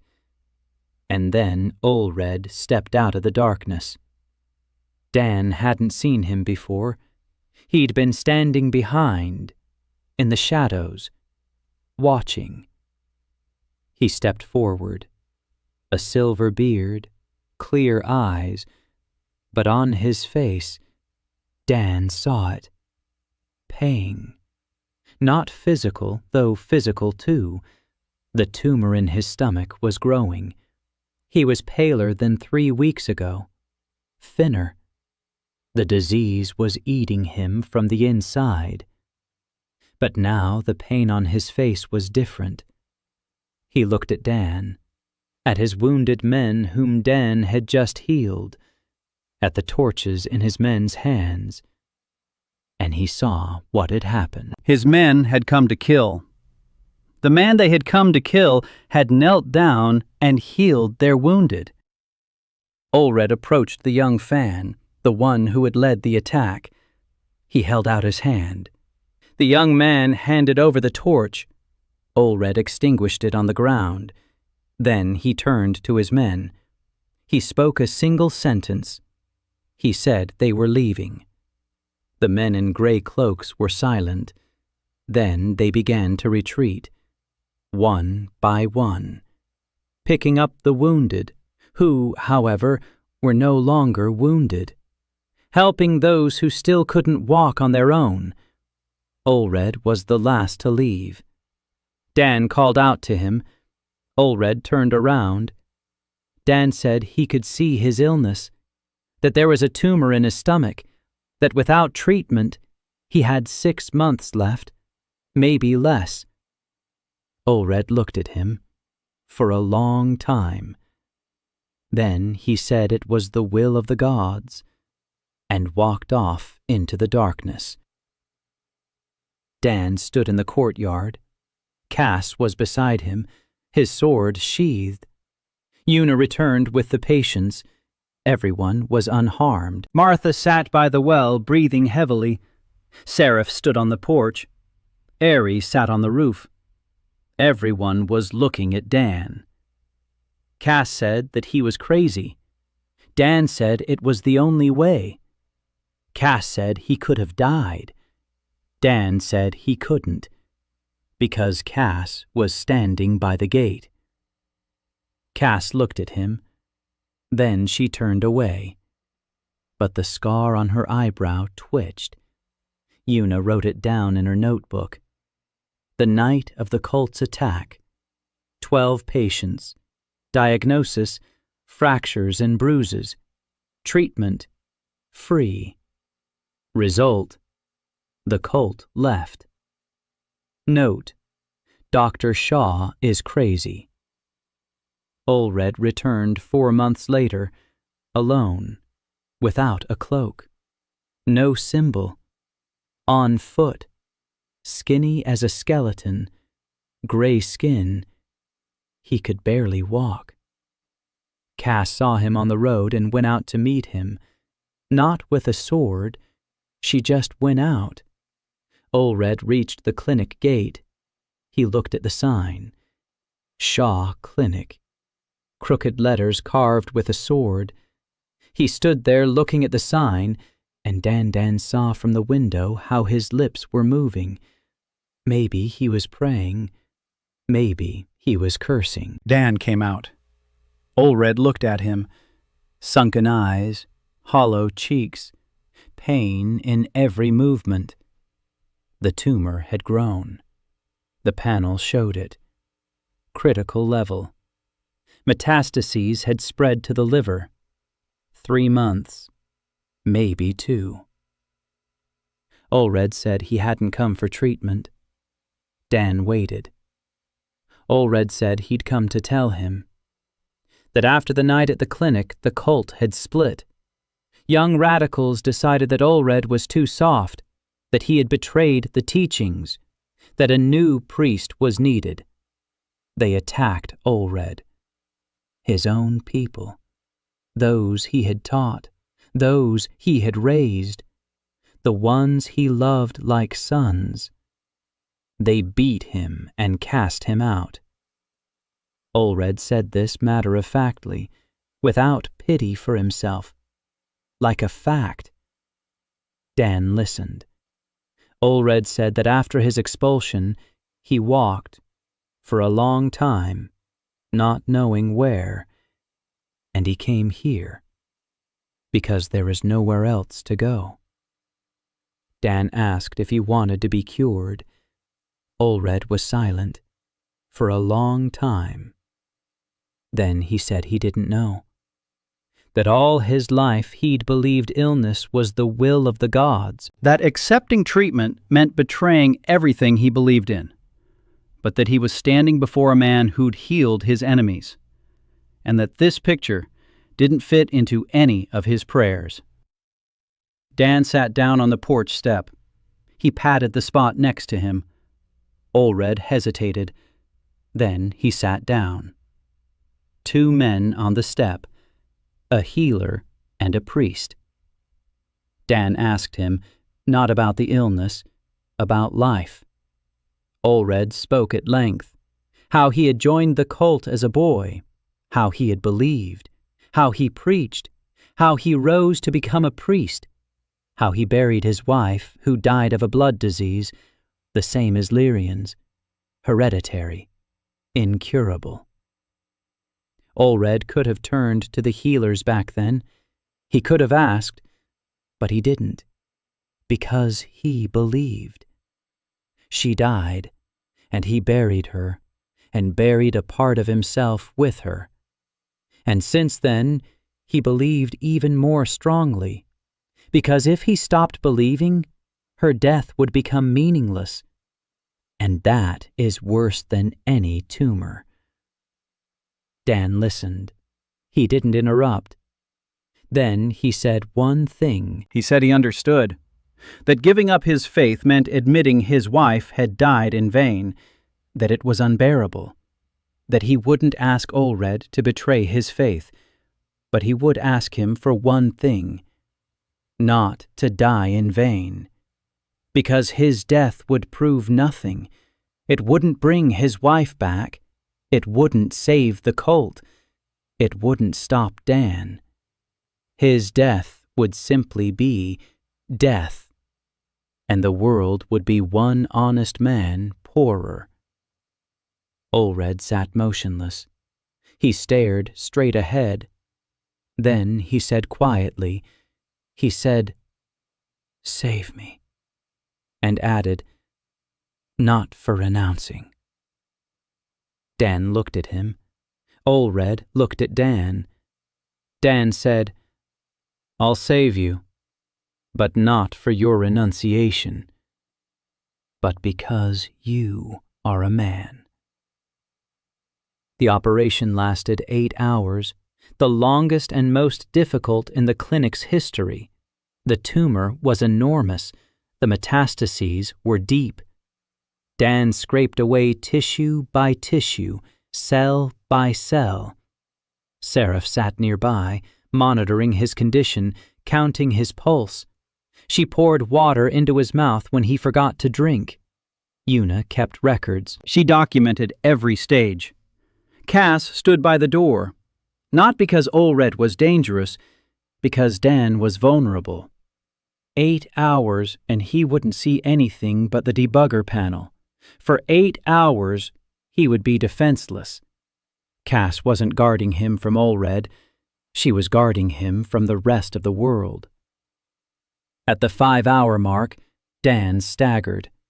Seraph grabbed him by the shoulder. She said that was enough, that he'd kill himself.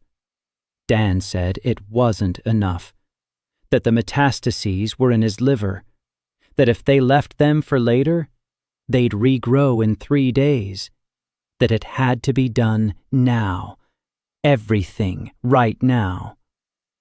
Seraph cursed, long and flowery, with quotes from forbidden treatises, but she took her hand away. Dan continued. At the 8th hour, he removed the last affected cell. He placed a patch on the liver, a patch on the intestines, a patch on the lymphatic system. 3 delayed instructions that would run for months. Slow, complete regeneration. He withdrew his hands. He looked at the panel. Tumor removed. Metastases removed. Regeneration initiated. Prognosis? Full recovery. 6 months. Dan collapsed, not into a chair, to the floor, face down, blood from his nose, ears, and the corners of his eyes. Temperature 40. Whole body tremors. Seraph turned him onto his back. Una put a pillow under him. Cass brought a blanket. Dan lay there, staring at the ceiling with cloudy eyes, and smiled. He said quietly, "Clear. Code clear." And he lost consciousness. He slept for a week, a whole week. Martha didn't leave his side. Una came by every 2 hours. Cass slept by his door. Erie sat on the roof above his window. Seraph checked his pulse and temperature and took notes. And she drank. A lot.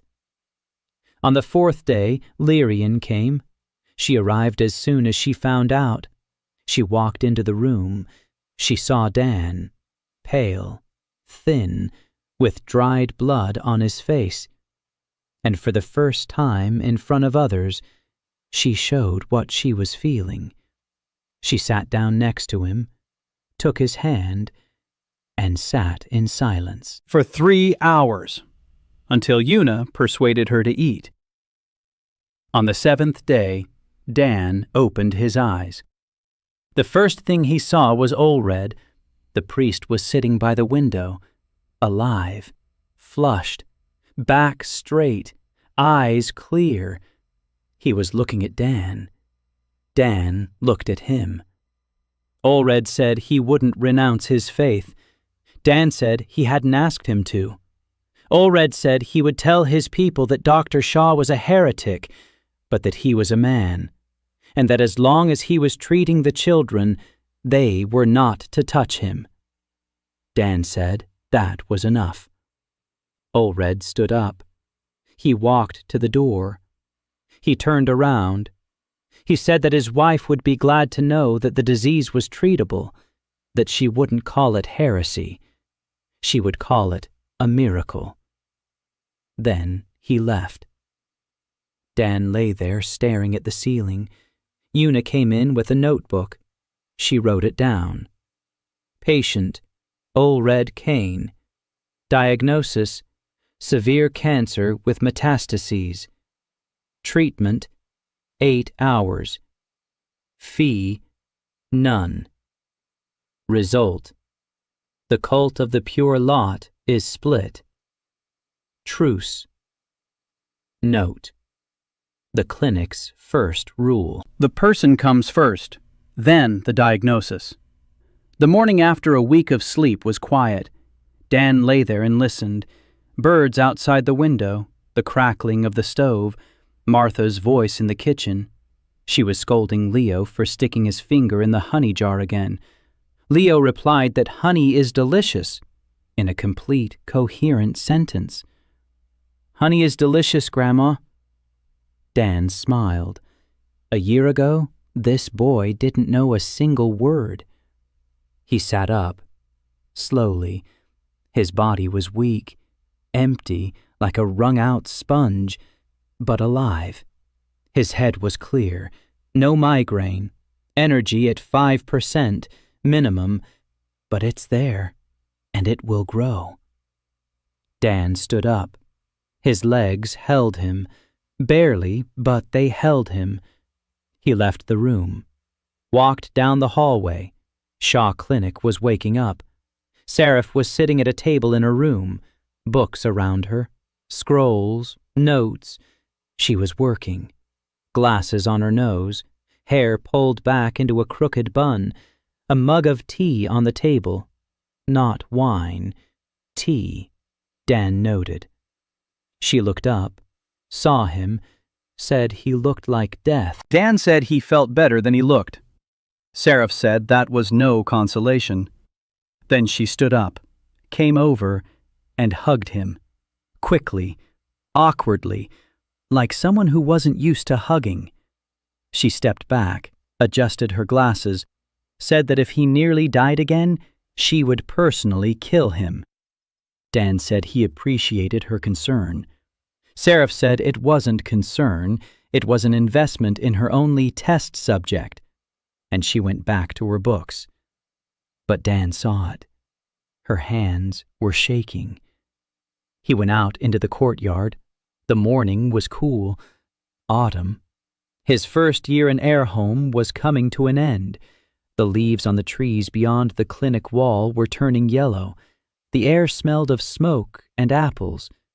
Cass was standing in the courtyard. She was training, a sword in her right hand. Her movements were fluid, fast, beautiful. Her shoulder worked perfectly. She saw Dan.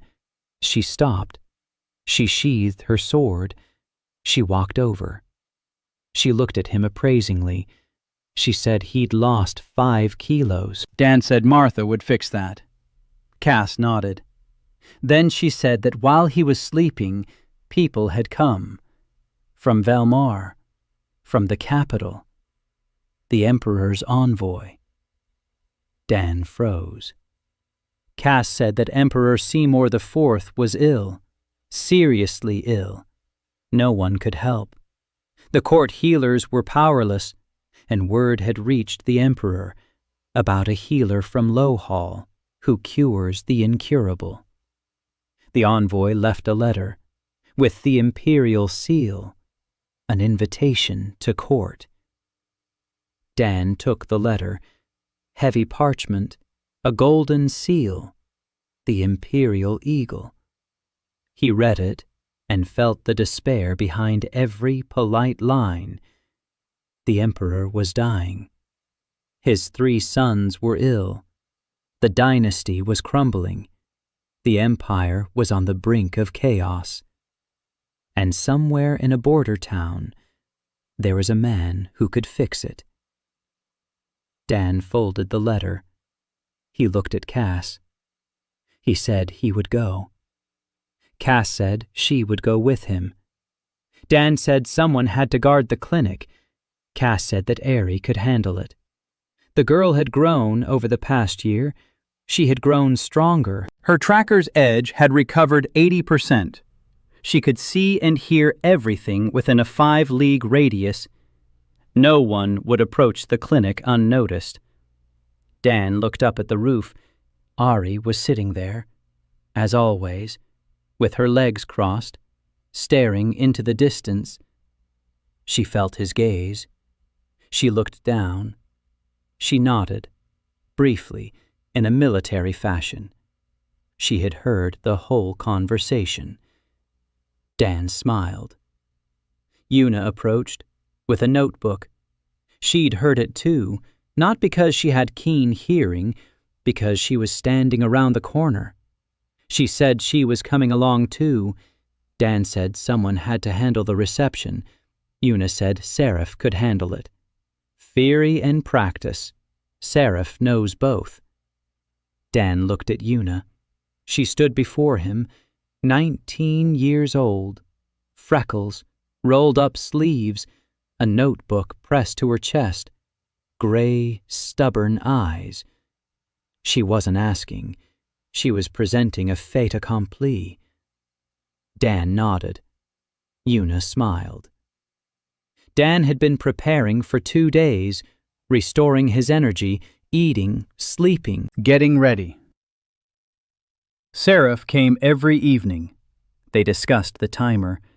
She had found something in her treatises, references, indirect, fragmentary, an ancient text from the Guild's archives. It spoke of the time before the edges, before the gods, about a world where people were equal, where there were no patterns under the skin, where there were no better or worse people. Seraph said that if the text was to be believed, the facets did not come from the gods. The facets were a tool, a weapon in the War of the 7 Crowns. Someone created them, distributed them, like equipment before a battle. And after the war, didn't take them back. The facets remained. People got used to them, built a society around them, a hierarchy, an empire. And the one who created them decided it was time to take them back and set the timer. Dan listened.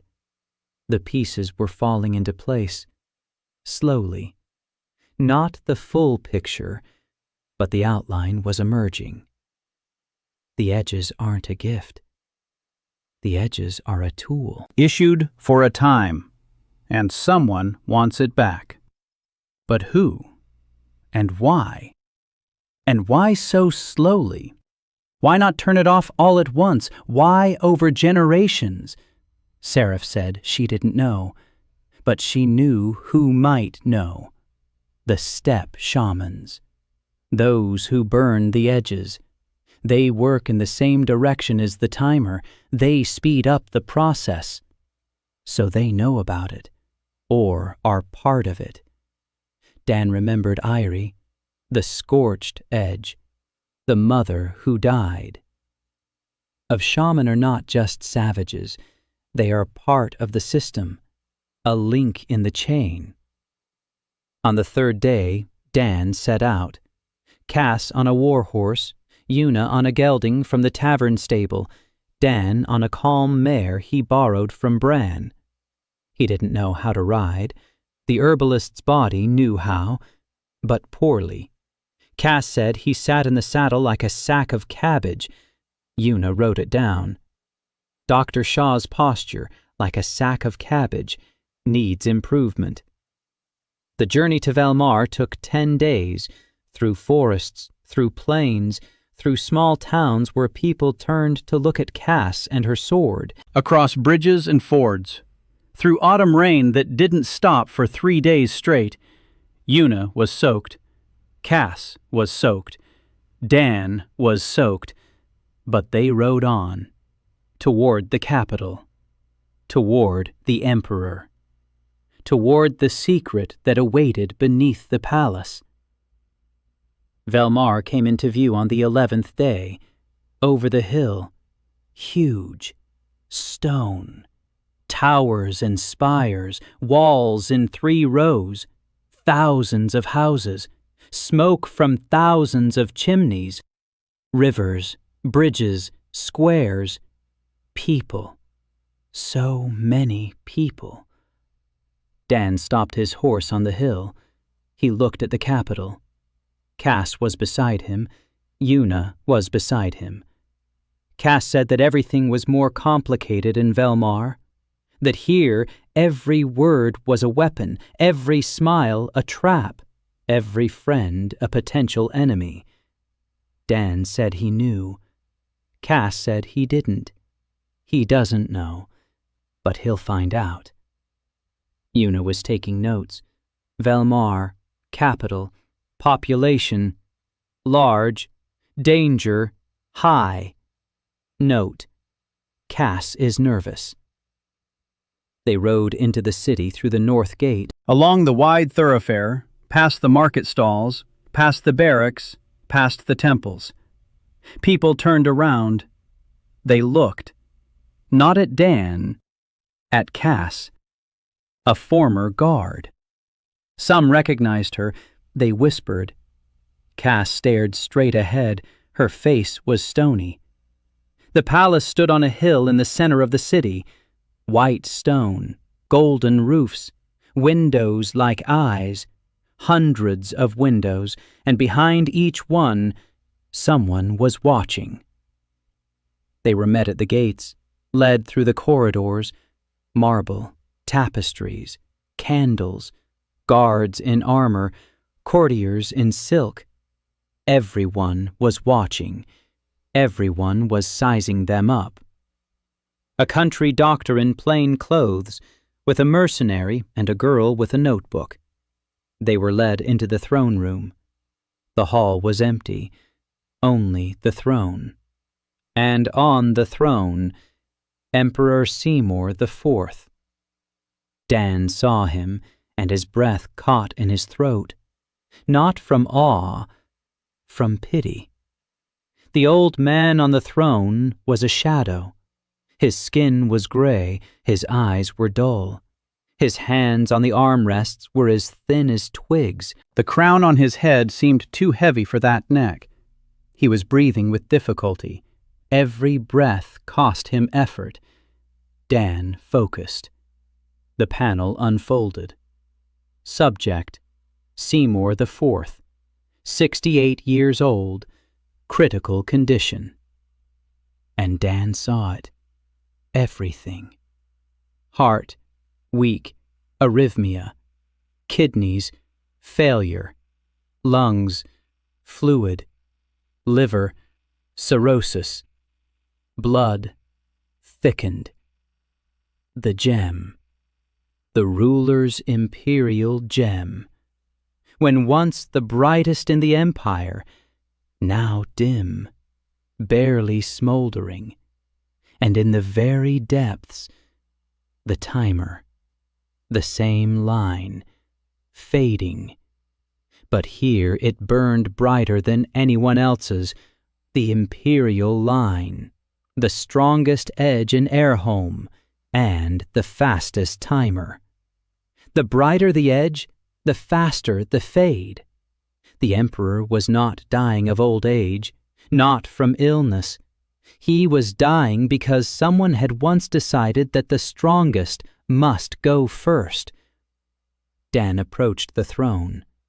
He knelt, not out of respect, to be at the emperor's eye level. Seymour looked at him, dull eyes, but his mind was still alive, still sharp. The emperor said in a hoarse whisper. He said he'd been told that a healer from Lowhall could work miracles. Dan said, not miracles, work. Seymour asked if the healer could fix the emperor. Dan looked at the panel. The scope of the work was monstrous. Every organ, every system, the entire body, plus the timer that's eating away at the edge from the inside. If he just fixed the organs, the timer would kill him again in a year. It wasn't enough to just fix them. He had to disable the timer. Inside the Emperor's edge. For the first time. Dan didn't know if it was possible. He had never touched the timer before. With Lyrian, he had bypassed it. Here, bypassing it wouldn't work. The timer was the cause. Everything else was a consequence. Dan looked the Emperor in the eyes. He said he would try, but that this would be the most difficult operation of his life, and that he couldn't guarantee the result. Seymour chuckled, quietly. hoarsely. He said that the doctor was the first one who didn't guarantee anything. All the others had guaranteed it, and they all failed. Maybe an honest doctor would do better than 10 liars. Dan asked everyone to leave. The guards left. The courtiers left. Cass remained by the door. Una stood by the wall with a notebook. Dan was left alone with the Emperor. He placed his hands on the Emperor's chest, where the heart was. He closed his eyes and entered. He worked for 12 hours, without a break. First, the heart.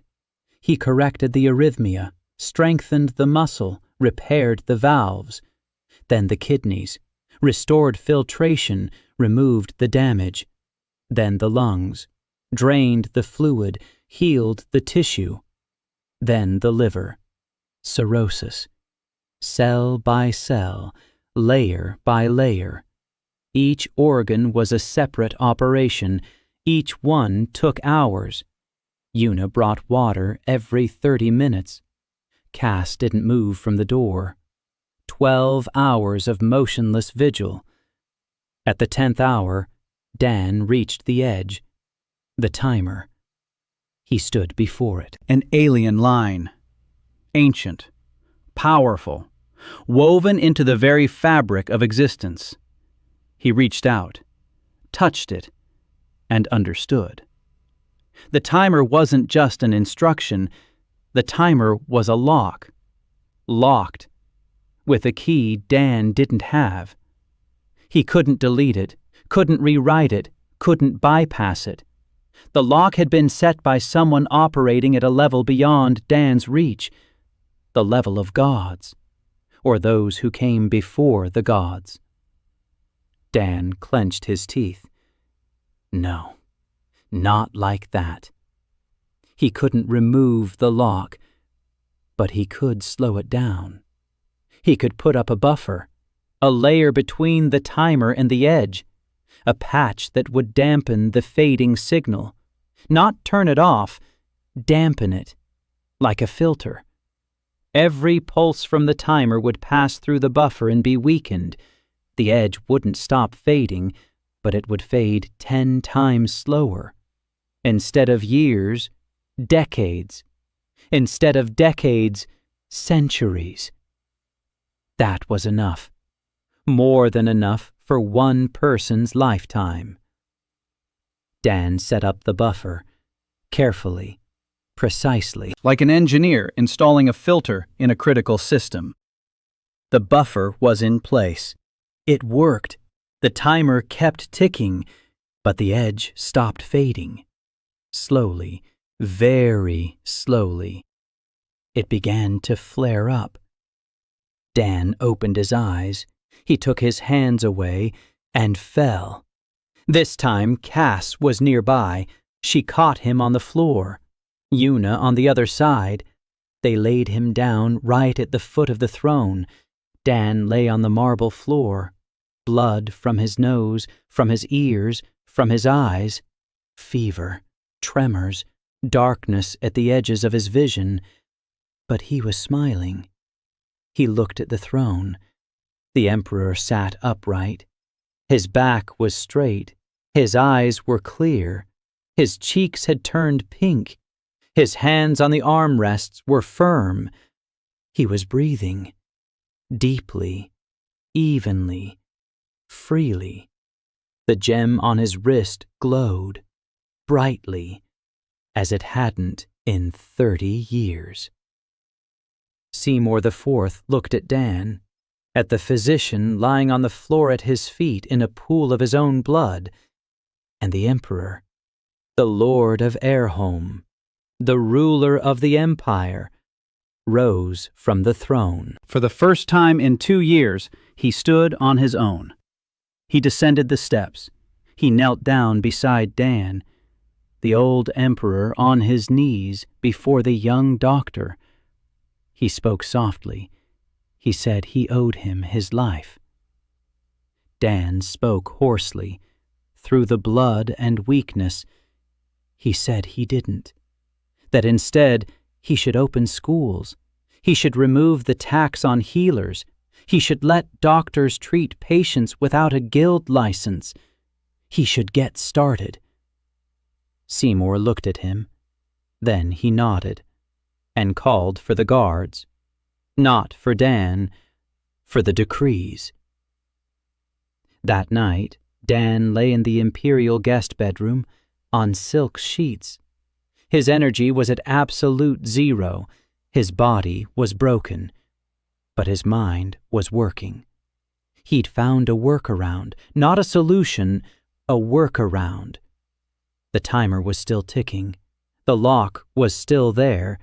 Someone had set it at some point, and Dan didn't have the key. Not yet. But he knew now. He knew the lock existed. He knew it had been installed. He knew the key was out there somewhere. And he would find it. It would take time, maybe years, maybe more, but he would find it, because that's his job. He's a debugger. He finds bugs and fixes them, even if the bug is hard-coded at the level of the gods. Outside the window, Velmar glowed with thousands of lights. The capital of the empire, slowly waking up. Somewhere in Low Hall, Seraph was reading forbidden treatises. Airy sat on the roof and listened to the wind. Martha was cooking porridge. Leo was speaking new words. Bran was forging steel beside his son, whose edge burned brighter than his own. Olred Kane was walking down the road, alive, healthy, with a faith that hadn't broken but had cracked just enough to let in the light. Lyrian galloped across her lands, for the first time in her life free from the fear of breaking. Alice was walking her own path somewhere far away, healthy, new. Cass stood behind the door, with a sword, guarding, as always. Una sat in a chair by his bed, asleep, a notebook open on her lap. One entry on the last page. Patient, Emperor Seymour IV. Diagnosis, all. Treatment, 12 hours. Fee, schools and freedom. Result, the Emperor is alive.